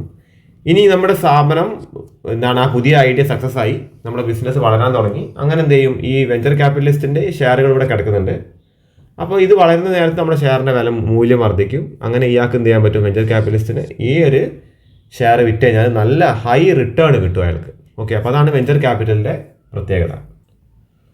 ഇനി നെക്സ്റ്റ് ലീസ് ഫിനാൻസ് ആണ്. ശ്രദ്ധിക്കുക, ലീസ് ഫിനാൻസ്. അപ്പോൾ lease finance is one of the methods of long term finance. അപ്പോൾ നമ്മൾ നേരത്തെ കണ്ട വെഞ്ചർ ക്യാപിറ്റലും ലോങ് ടേം ഫിനാൻസിന്റെ ഭാഗമായിട്ട് നിങ്ങൾക്ക് എഴുതാവുന്നതാണ്. എസ്എ ചോദിക്കുകയാണെങ്കിൽ വെഞ്ചർ ക്യാപിറ്റലും എന്താണ് ലോങ് ടേം ഫിനാൻസിന്റെ ഭാഗമായിട്ട് എഴുതാവുന്നതാണ്. അതേപോലെ ലീസ് ഫിനാൻസും. Lease finance is one of the methods of long term finance. Lease is the right to use an asset. In a lease deal, the owner allows the user to use the asset for a specified period for a consideration. Thus, lease finance can be explained as a contract between owner of the asset for a specified period for a consideration. അതായത് lease finance പറയുകയാണെങ്കിൽ നമുക്ക് asset ഉണ്ട്. ഇപ്പോൾ പറയുകയാണെങ്കിൽ ഒരു വലിയ dam ഒരു government കെട്ടിയിട്ടുണ്ടായ ഒരു സ്റ്റേറ്റ് ഗവൺമെൻറ്, ആ ഡാം ഒരു സ്റ്റേറ്റ് ഗവൺമെൻറ് മറ്റൊരു സ്റ്റേറ്റ് ഗവൺമെൻറ്റിന് യൂസ് ചെയ്യാൻ കൊടുക്കുക കുറേ സ്പെസിഫൈഡ് ടൈമിൽ. അതാണ് ലീസ് ഫിനാൻസ്. ഒരു അസറ്റ്, ഒരു ഇമ്മൂവബിൾ പ്രോപ്പർട്ടിയാണ് അതിന് കൊടുക്കുക. അതെന്താണ് ഒരുപാട് കാലത്തേക്ക് യൂസ് ചെയ്യാൻ കൊടുക്കുക. അതാണ് ലീസ് ഫിനാൻസ് എന്ന് വെച്ചാൽ. ഓക്കെ, വേണമെങ്കിൽ ലാൻഡ് കൊടുക്കാം. ഇപ്പോൾ നമുക്കൊരു ബിസിനസ് നടത്തണം, നമുക്ക് ലാൻഡ് വേണം. അങ്ങനെയാണ് നമുക്ക് എന്ത് ചെയ്യാൻ പറ്റും? നമുക്കൊരു ലാൻഡ്, പിന്നെ ഒരു ഇത്ര പ്രോപ്പർട്ടിയിൽ നമുക്ക് എന്താണ് ഒരു വലിയ ലാൻഡ് ലീസിന് എടുക്കുക. നമ്മൾ ഒരുപാട് കാലത്തേക്ക് ലീസിന് എടുക്കുക. നമ്മളതിൻ്റെ റെൻ്റായിട്ടാണ് ലീസ് കൊടുക്കുക. ഓക്കെ, അപ്പോൾ എന്താണ് ഇതാണ് എന്ത് ലീസ് ഫിനാൻസ്. അത് കഴിഞ്ഞിട്ട് നെക്സ്റ്റ് വരുന്നത് ഇൻസ്റ്റിറ്റ്യൂഷണൽ ഫിനാൻസ് ആണ്. അതായത് ഫിനാൻഷ്യൽ ഇൻസ്റ്റിറ്റ്യൂഷൻസ്, ഈ IDBI, IFCI, SIDBI, നബാർഡ് പോലുള്ള ഫിനാൻഷ്യൽ ഇൻസ്റ്റിറ്റ്യൂഷൻസിൽ നിന്ന് എന്തെടുക്കുക? നമ്മൾ ഫിനാൻസ് എടുക്കുക. ഓക്കെ, അപ്പോൾ അവർ ചിലപ്പോൾ സബ്സിഡിയിൽ തരും, ചിലപ്പോൾ അവർ എന്താണ് നമുക്ക് എന്തെങ്കിലും അസറ്റ് നമുക്ക് സബ്സിഡിയിൽ തരും. അങ്ങനെ പലതരത്തിലുള്ള ഫിനാൻസിങ് അവർ തരും. കാരണം ഇതൊക്കെ ഒരു പെർട്ടിക്കുലർ ഏരിയ അല്ലെങ്കിൽ ഒരു പെർട്ടിക്കുലർ ഇൻഡസ്ട്രീനെയോ അല്ലെങ്കിൽ അഗ്രികൾച്ചറിനെയൊക്കെ പ്രൊമോട്ട് ചെയ്യാൻ വേണ്ടിയിട്ട് ഗവൺമെൻറ് സെറ്റപ്പ് ചെയ്തിരിക്കുന്ന സ്റ്റാറ്റ്യൂട്ടറി ഓർഗനൈസേഷൻസ് ആണ്. അപ്പോൾ ഇവരെന്താണ് നമ്മളെ ഈ പറയുന്ന ബിസിനസ്സിനെ നമ്മൾ സഹായിക്കുന്ന ആൾക്കാരാണ്. അപ്പോൾ ഈ ഇൻസ്റ്റിറ്റ്യൂഷൻസിന് അടുത്ത് നമുക്ക് എന്താണ് ഫിനാൻസ് എടുക്കാൻ പറ്റും. അതും മറ്റൊരു തരം ലോങ് ടേം ഫിനാൻസ് ആണ്. ഇനി ലാസ്റ്റ് വണ്ണാണ് retained earnings. Okay, retained earnings. As already stated, a company generally shall not distribute the entire profit earned to share holders by way of dividend. A part of the profit earned every year shall be retained in the business. അതായത് company retained earnings, കമ്പനിക്ക് കിട്ടുന്ന പ്രോഫിറ്റിൻ്റെ ഒരംശം company എല്ലാം equity share ഹോൾഡേഴ്സിന് എന്താണ് കൊടുക്കാതെ company അതിൻ്റെ ഒരു അംശം കമ്പനി എന്താണ് സൂക്ഷിച്ചു വെക്കും. എന്തിനു വേണ്ടിയിട്ട്? ഇത് ഫ്യൂച്ചർ പ്രോജക്ട്സിന് വേണ്ടിയിട്ട് അത് സൂക്ഷിച്ചു വെക്കും. അതും ഒരു ടൈപ്പ് ഓഫ് എന്താണ് ലോങ് ടേം ഫിനാൻസ് ആണ്. അപ്പോൾ ഇത്രയാണ് നമ്മുടെ ഈ ഒരു ചാപ്റ്ററിൽ നോക്കാനായിട്ടുള്ളത്. മെയിനായിട്ട് നമുക്ക് പ്രോബ്ലം വരാവുന്നത് ആ 3 ലിവറേജുകളാണ്. അപ്പോൾ അതിലൊക്കെ എന്തെങ്കിലും ഡൗട്ടുകൾ ഉണ്ടെങ്കിൽ നിങ്ങൾ എന്ത് ചെയ്യുക? നിങ്ങൾ കമൻറ്റ് സെക്ഷനിൽ അത് ചോദിക്കുക. ഓക്കെ.